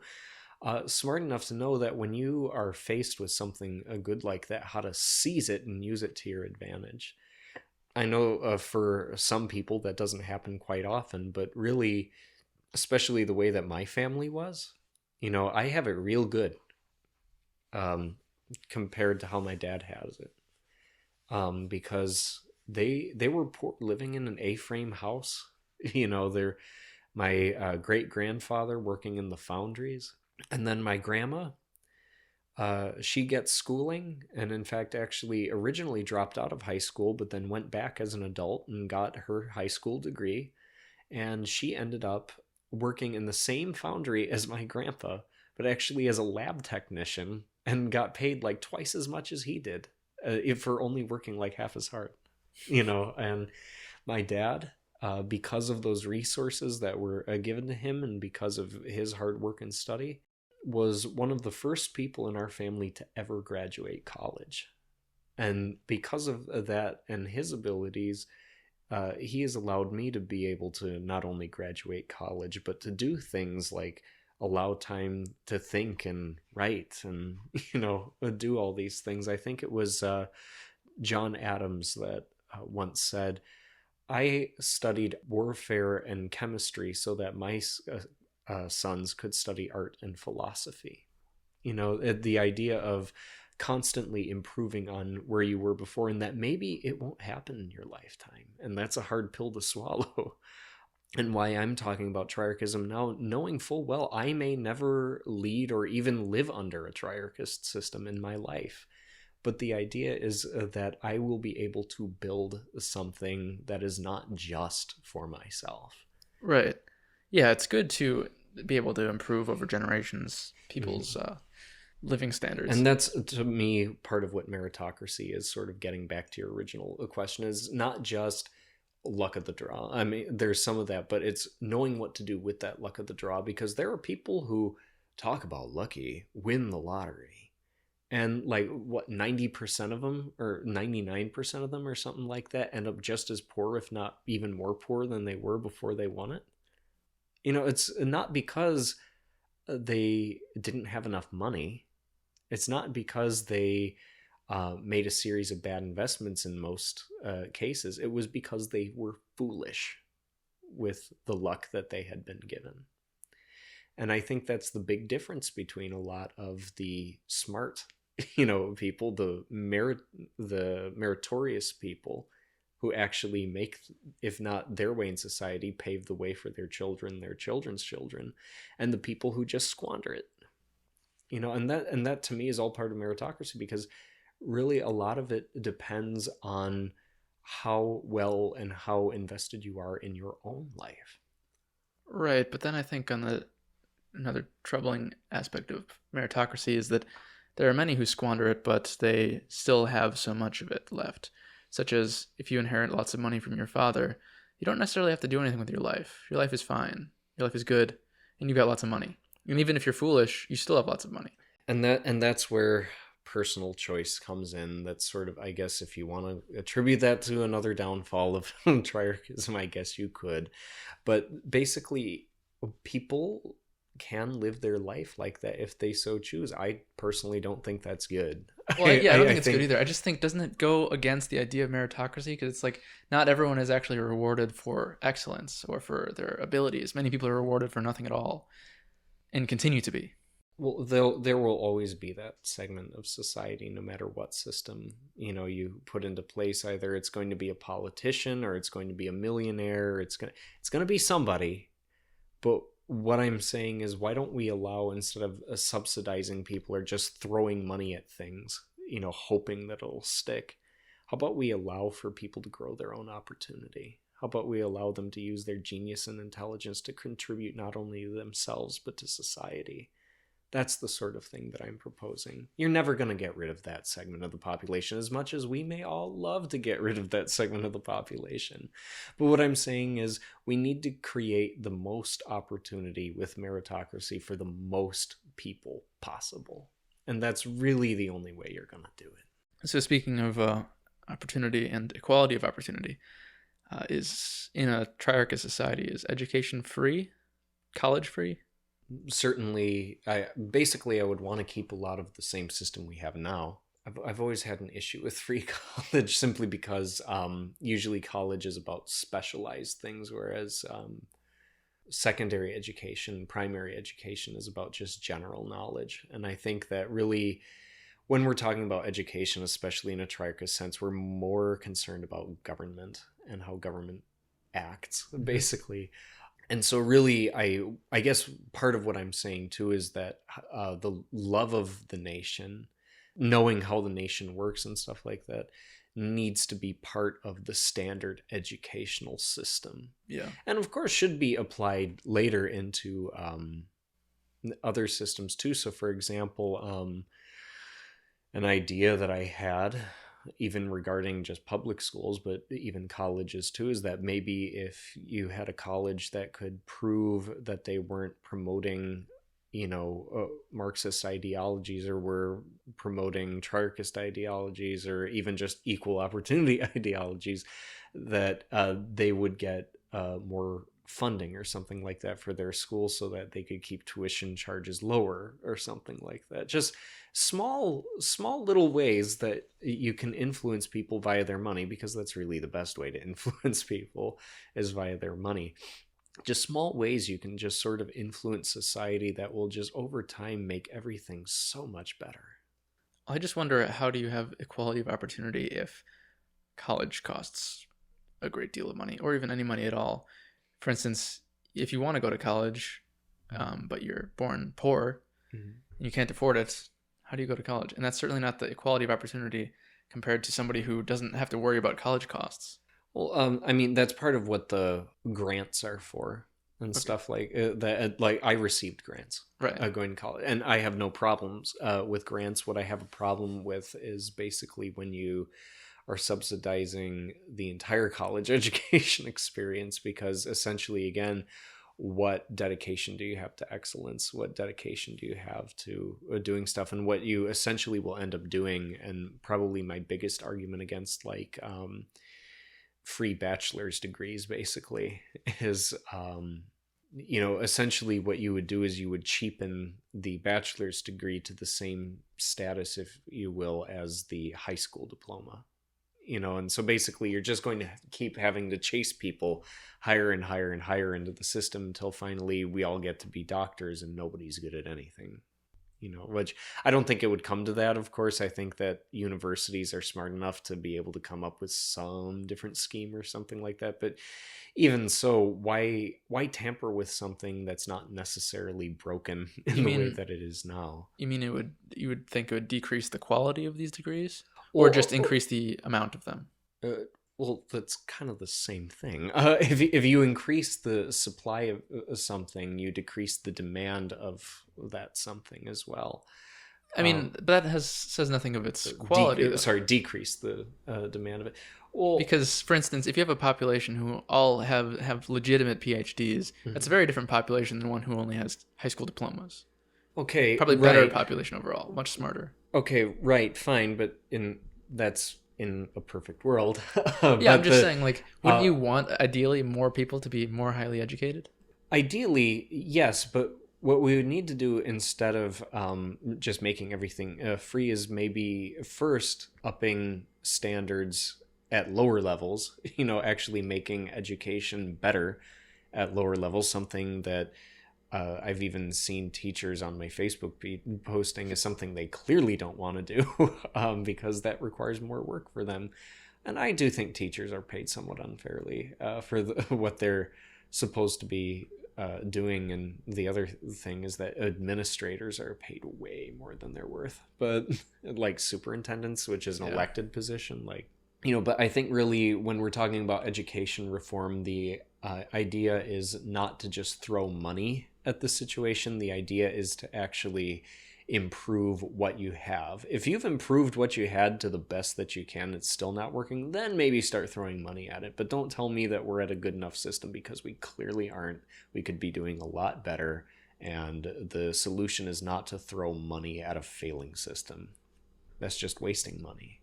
So I'm going to read a passage from your book, a little quote here, and then I've got some questions about it.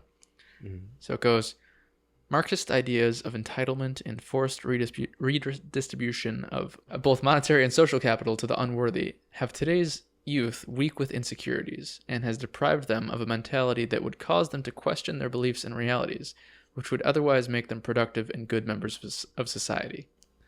I jumbled that a bit, but I think you probably get I the love gist. that's one of my more favorite quotes. I gotta say. Oh, okay. So are you saying that the youth normally would question their beliefs and realities and now they don't? And What I'm that's because of Marxism? what I'm saying is that they've been bred into this sort of society, and I guess, well, if you're asking, would they normally do it? I think most people eventually do. But the thing is that that development has sort of been arrested, in our modern youth. I think people are questioning their realities later in life. Well, they're questioning their beliefs and stuff Right. like that later in life. And the problem is that, when they're young right now, they're joining Antifa. They're burning down police departments. They're throwing Molotov cocktails in the crowds. And that's the sort of mentality that we're dealing with. And most people, I could see that being like in the Red Guard in Maoist China. That was made up of like what, 15-year-olds, basically barely even teenagers is what the Red Guard was made up of. And Mao knew he could use them because they would do anything. But the thing is that we have college students who are literally going about causing massive amounts of destruction and mayhem, simply because they have been insulated in this echo chamber, not only online, but just like in universities and what they read and, school, all that. And because of that, they are reinforced in this propagandized idea that violence is right, that evil is good. And they don't question that until later in life. I actually saw this really nice webinar that UWM put on. It was this guy who was part of Antifa and then later, sort of came to the light, out of it. And he talked about basically how he was just fed all of his life this kind of idea. And he believed it because he was never presented with any evidence to the contrary. And he just always, everything that existed, he saw it in this light that was presented to him. And that's all part of Marxist and, well, really communist-socialist ideology, is to take the education system and take, that sort of middle management in government and turn that into, what we see with the whole identity politics, with the whole tribalism that we see nowadays, and make that into people's realities. And that's just the way that they think. That's the way that they become, and they don't learn until too late that they wasted all that time and all that precious resources that they could have actually been helping people, and they thought they were helping people, but it turns out they weren't. And that's the sad part to me. I think you might be, as far as the violence and Molotov cocktails and burning down police stations thing goes, I think you might be zooming in too much on the minority of people who, the majority of people don't do that. That would be like if I looked at the people who went in and like raided the Capitol building. If I said all Trump supporters are like that. Right. No, I get what you're saying, but also at the same time, what I'm also saying is that, yeah, not all of them do that. I'm not naive. Yeah. I know the kind of people that do that are usually people who are either sick in the head or need attention or, whatever it may be. But the thing is that many of these younger people still espouse these violent ideas. And Marxism, and especially communism and Leninism, by its very nature, is a violent ideology. You can't escape it. Literally the only way Leninism works is if things are kept under by force. So with this Marxist ideology, it's always going to be a very violent ideology in spirit. Now, in action, maybe not necessarily. But what I'm trying to say in regards to education, regards to, the redistribution of, social wealth and, social capital and monetary capital, Yeah. is that basically these people our age, are so willing to surrender their money and stuff like that to the government, and so willing to surrender, their I call it social capital, but basically the shame on me because I'm white, or shame on me because I'm a man, shame on me because I belong to X identity that's evil now because for some reason, insert reason here, they'll gladly lead themselves to the slaughter because they think that they were doing the right thing. And that's the saddest thing of all to me, is not when it's these sick people that are throwing the cocktails. To me, it's the saddest when you have well-meaning individuals literally becoming a sacrificial lamb for their own ideology, not knowing that they are the ones screwing themselves over and the ones hurting themselves.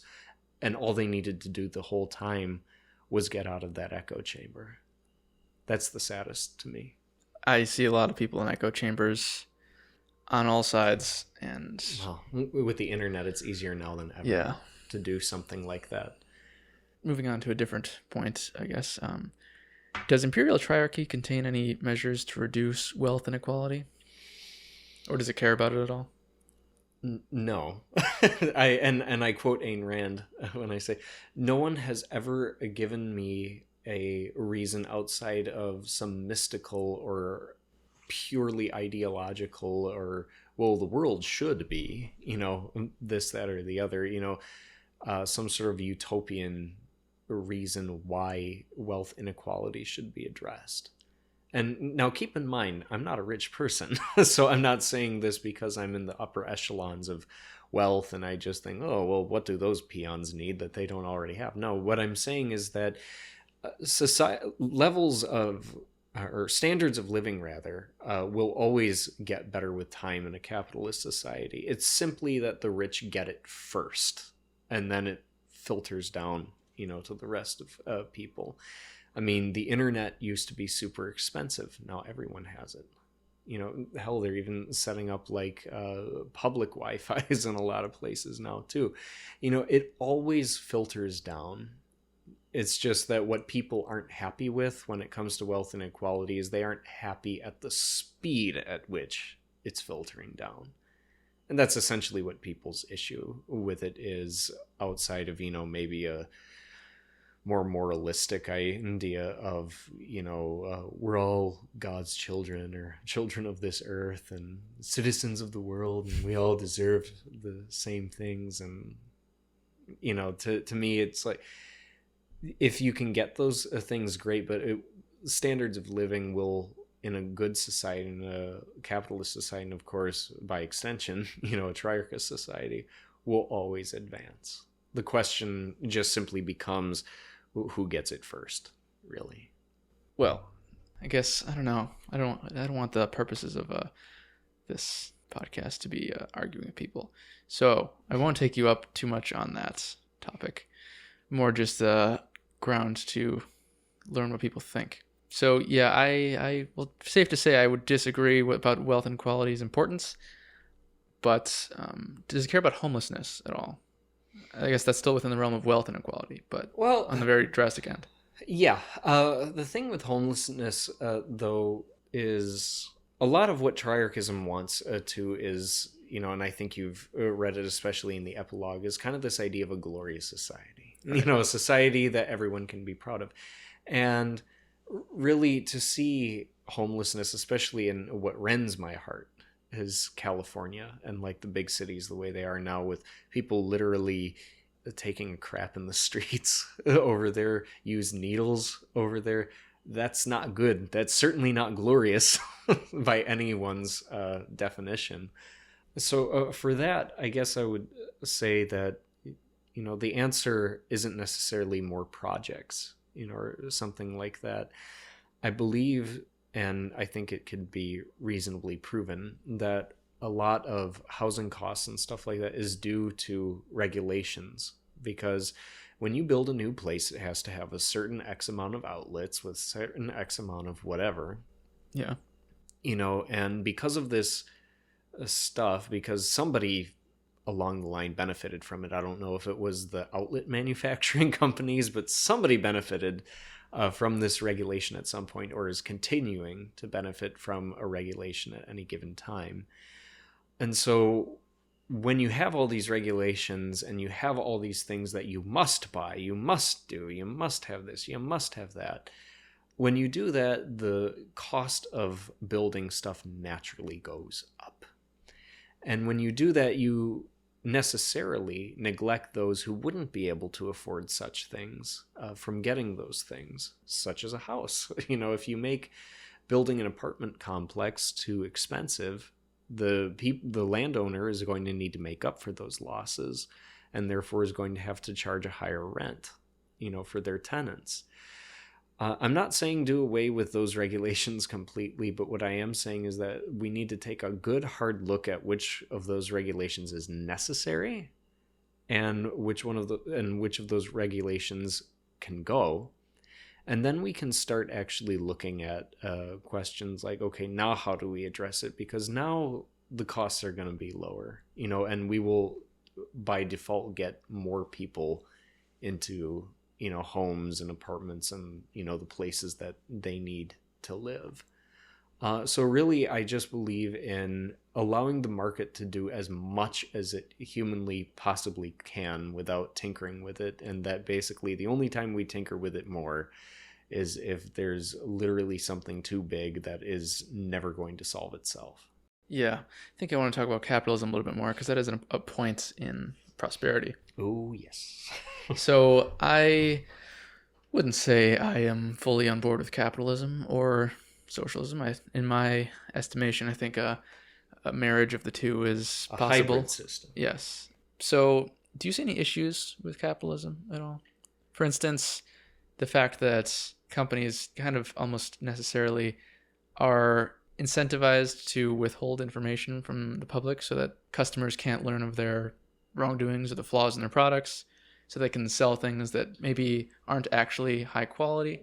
I think a lot of that is part of cronyism as well.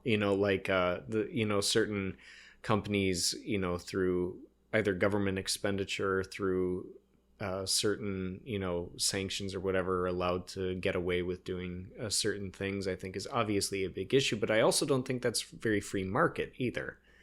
And again, that's part of truth. That's part of where you need to balance truth into capitalism. Though, like I said, these concepts don't stand on their own. As a business owner, you would have to be honest. Yeah, you have to be honest, and you have to allow people to ask questions about certain things. Now, of course, I'm not saying, and as I say in Truth and Inquiry and stuff like that, I'm not saying that if the public asks you have to give away your secret formula for chicken. Obviously, don't give away your secret formula for your special chicken that you're making. But at the same time, maybe tell them if one of those things is like a bromine or something like that could freaking kill them. Right. That sort of thing. But that's sort of where I stand on that issue, is that capitalism, for the most part, if it is free, and that's the big question, is that a lot of capitalism nowadays isn't free, really. And is over-regulated. Now, again, I believe in some regulation because you can't have monopolies. Otherwise, you can't have a free market either. Yeah. That's why I have a problem with some companies like Microsoft and Apple and stuff like that, because you can't buy anything that's not from them. Right. There's this way, one of my problems with capitalism, there's this way that's, if you had a completely unregulated market, or even only slightly regulated, and we see this now with several industries, is that if a company finds success, they get lots of money off of it, and then they can invest that money into making it harder for anybody else to join that industry. So they can basically either monopolize it or form a sort of council of this is the five big tech companies. That's an oligopoly. Yeah, an oligopoly. So you've got this snowball effect of, if you get success early, you can compound that, and you can keep other people small and keep them out of the industry. Well, that's what the monopoly busting regulations are for. That's why I'm not against those. Right. So basically, we just need to enact those regulations, enact those laws, and even, I don't know, turn them into some sort of act of Congress or something like that, so that it can actually be an actionable thing, wherein when you hit a certain, not even monetary mark, because inflation changes all that. So I wouldn't even want to put it at that. And I think that's one of the big problems I have with the original Constitution, is that they set something at $1 amount. And it's back in the 1700s, if it's more than $20, $20 is a lot of money back in the 1770s. But nowadays, $20, I spend more than that when I go to the grocery store. So, but I guess when you think about these sorts of things as sort of percentages, if they own, or an oligopoly or a monopoly owns a certain percentage of the industry, they must in turn, either liquidate that or something. They'd have to do something. And again, I don't necessarily have the answer right here in front of me right now. I'd need to have an analyst kind of look at this maybe, because it's a little above my pay grade. But, there can be the point I'm making is that there can be systems in place, to stop predatory behavior. But at the same time, I think also, again, as I've been saying with a lot of stuff, we need to define what is predatory behavior. Can we truly penalize people for being successful? And I don't think you can do that. You shouldn't be able to do that, really, is the point I'm trying to make. Well, for instance, predatory practices, what Starbucks does, if you've got a mom and pop coffee shop on the side of the street, and then a Starbucks comes in. I know what you're about to do, because Walmart did the same thing. Walmart does it. My parents used to live in McWanago before they had me. And it was a nice place, little mom and pop stores everywhere. Walmart came to town, purposely were selling things at such a low price that they're actually operating at a loss. Yeah, they were hemorrhaging money at that place. But the thing is, they force all their competition out of a place, and they make up all their money in the long run later. Yeah, obviously, I do think that there should be certain, either if not regulations against that, then again, coming back to that nasty word you hate, propaganda. I don't know if it's being used properly, but in place to where we basically would use ad campaigns and stuff like that to encourage people to buy local and stuff like that, and show them, again, truth. Maybe show them the kind of predatory behavior that this company that they so love is doing to them. And I think a lot of people, if you appeal to that morality side as well as that practical side, I think a lot of people would surprise you. So ultimately, do you think that people are more influenced by a sort of ethics over convenience? Because if Walmart is cheaper... they're influenced by their wallets, is the thing. Right, so if Walmart is cheaper, they're not going to shop local. At least, I think most people... Mm-hmm.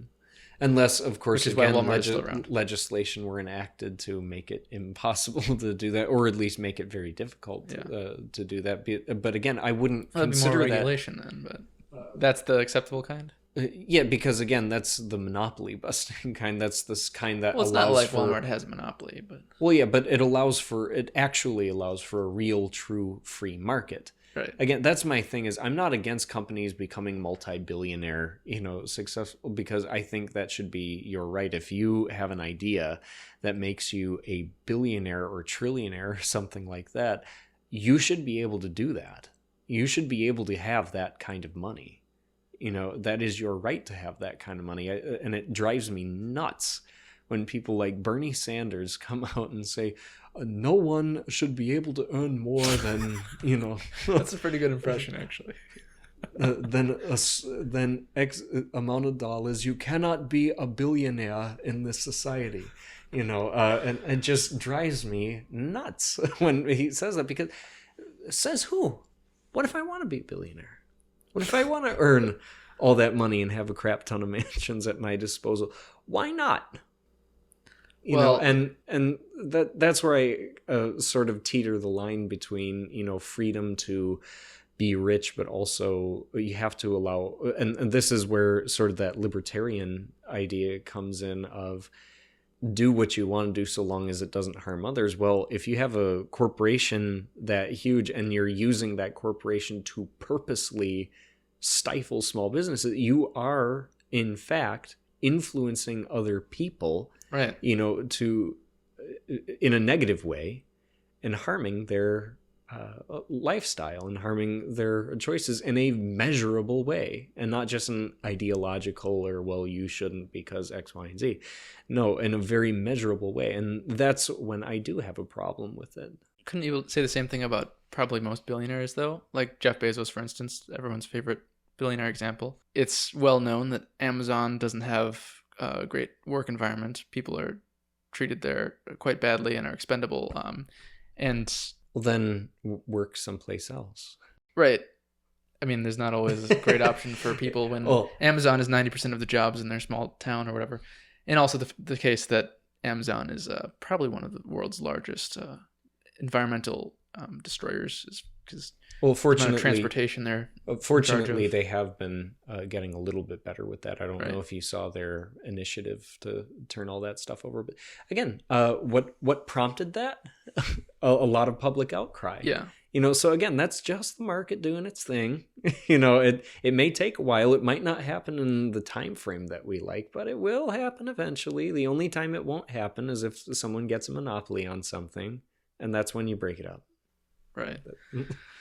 Like with AT&T right now, it's a near monopoly with Spectrum and AT&T. That's like the only options you have. And in most cases, they have a nice handy-dandy partnership where they separate blocks out. So on your block, the only internet provider you have one option.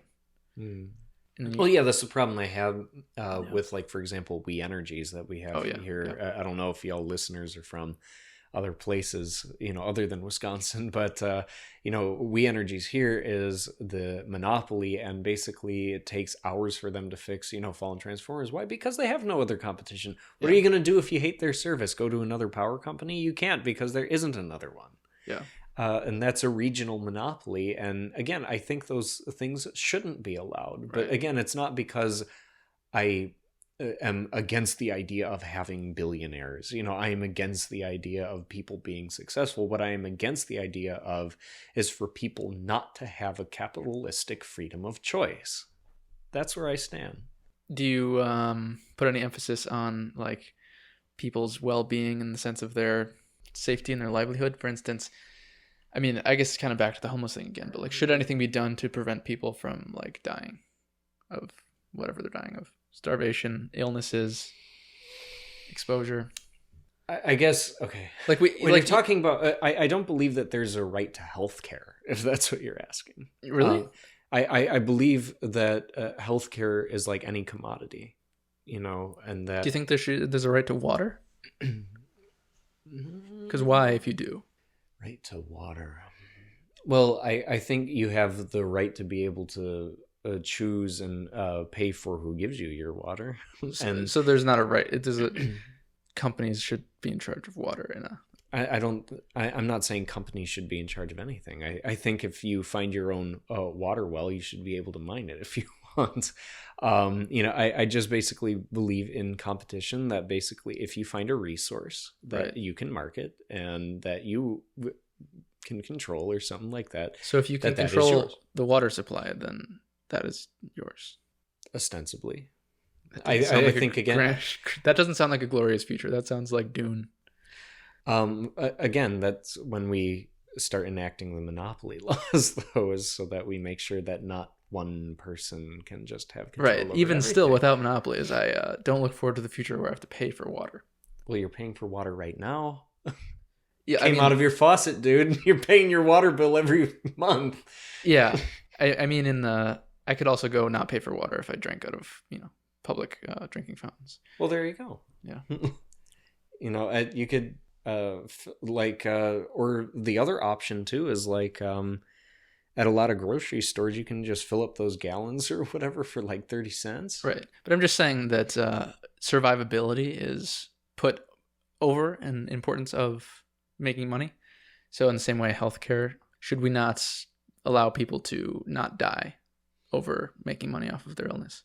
Well, obviously you have to turn a profit, but I think part of it, of course you do. Why? You have to live, you have to grow, you have to be. Those things aren't the same as profit. That's how you live and grow and be, is through profit. That's prosperity. That's how you do it. That's capitalism. Yeah. I'm just saying there are other things aside from capitalism. For instance, back to that idea of you could have the private healthcare and the government healthcare that is not charging you. Yeah. At the same time.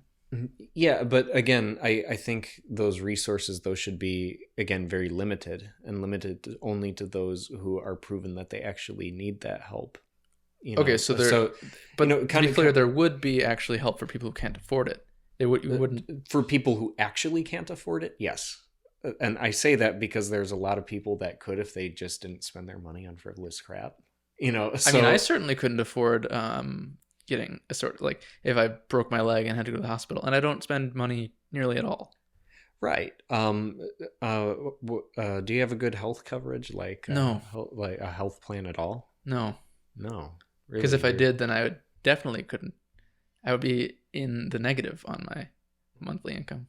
So for such people, then yes, I believe in like a minimum safety net. I don't believe that, you know, like for some of those rich people hospitals who have like suites with like Right. stuff in it, Yeah. I don't think that I should be taxpayers should be burdened with giving you that. No, I Right. don't believe that. I don't believe they should give that to me either if I can't afford it. What I'm saying is that a lot of people, especially when they're talking about government health care, are talking about it in ways that are concerning, like, equality of care. And no, no, you should be able to get what you pay for. But the thing is that a part of what a government does is ensure the survivability of its citizens. And I think also the other thing I talk about in honor too, and I think that's a really overlooked one. Yeah, we haven't talked about that. Yeah, that's an overlooked one, is that if we create a populace, again through that shared national identity that we were talking about earlier, a populace through education or whatever, just through standard of living, or giving the right PSAs or something like that, all of that. If we create an honorable society and we see someone who's becoming a healthcare provider for filthy lucre, based off of, oh, you're suffering and I can profit off of that, we as a society could universally condemn such a man. Mm-hmm. And I think that's why honor and even those intangible subjects are just as important as the tangible ones like capitalism, because you can't have, that's why I'm saying you can't have a successful system like that if you invest too much into one of these triarchist areas. It all goes together. That's why you can't balance you can't have one that you prioritize over another, because it would become immoral. Well, I think there's much more to say and much more to ask. I actually prepared a page of 3 pages of notes, and I didn't get to most of them. That's okay though, because I think we've been going for quite long enough. But it's been interesting. It's been good. And hopefully you'll have me on again to talk more about, because I like answering your questions, and I like asking them, because really my view on all of this is that if you ask me a question that I don't know, or I can't really find an answer to, I'll eventually find an answer and become stronger in my belief because of it. Or on the alternative side, if you manage to disprove me, I just come out with a edition 2 of my book where I address the concerns in an appropriate manner. So really, that's why this open discussion, why inquiry and truth I agree, is so absolutely necessary in these regards, because it allows not only me to become better and form better opinions, and maybe even just become stronger in the ones I already have, but it allows you and your listeners to be exposed to the ideas herein, and allows you to come to your own conclusions to decide, am I a triarchist? Am I not? Do I like libertarianism more? Like, what's the deal? So you can decide those things. Right. I definitely agree that that ideas should be open for all people to hear, and then you can decide for yourself whether they're bad ideas or good ones. That being said, you should read the book. If you find any of this interesting, you can check it out on Amazon, The Principles of Imperial Triarchy. And I'll include a link to that down. You can check out. Do you have any parting words, Isaiah? Just that I hope that each and every one of you keep your minds open, and that each and every one of you, especially if you are an American listening to this, that you value this country and the systems rather that it was based upon, that you will always carry that with you, and that I hope that some of you may yet become triarchists yet. So hopefully we'll end on a very positive note in that way.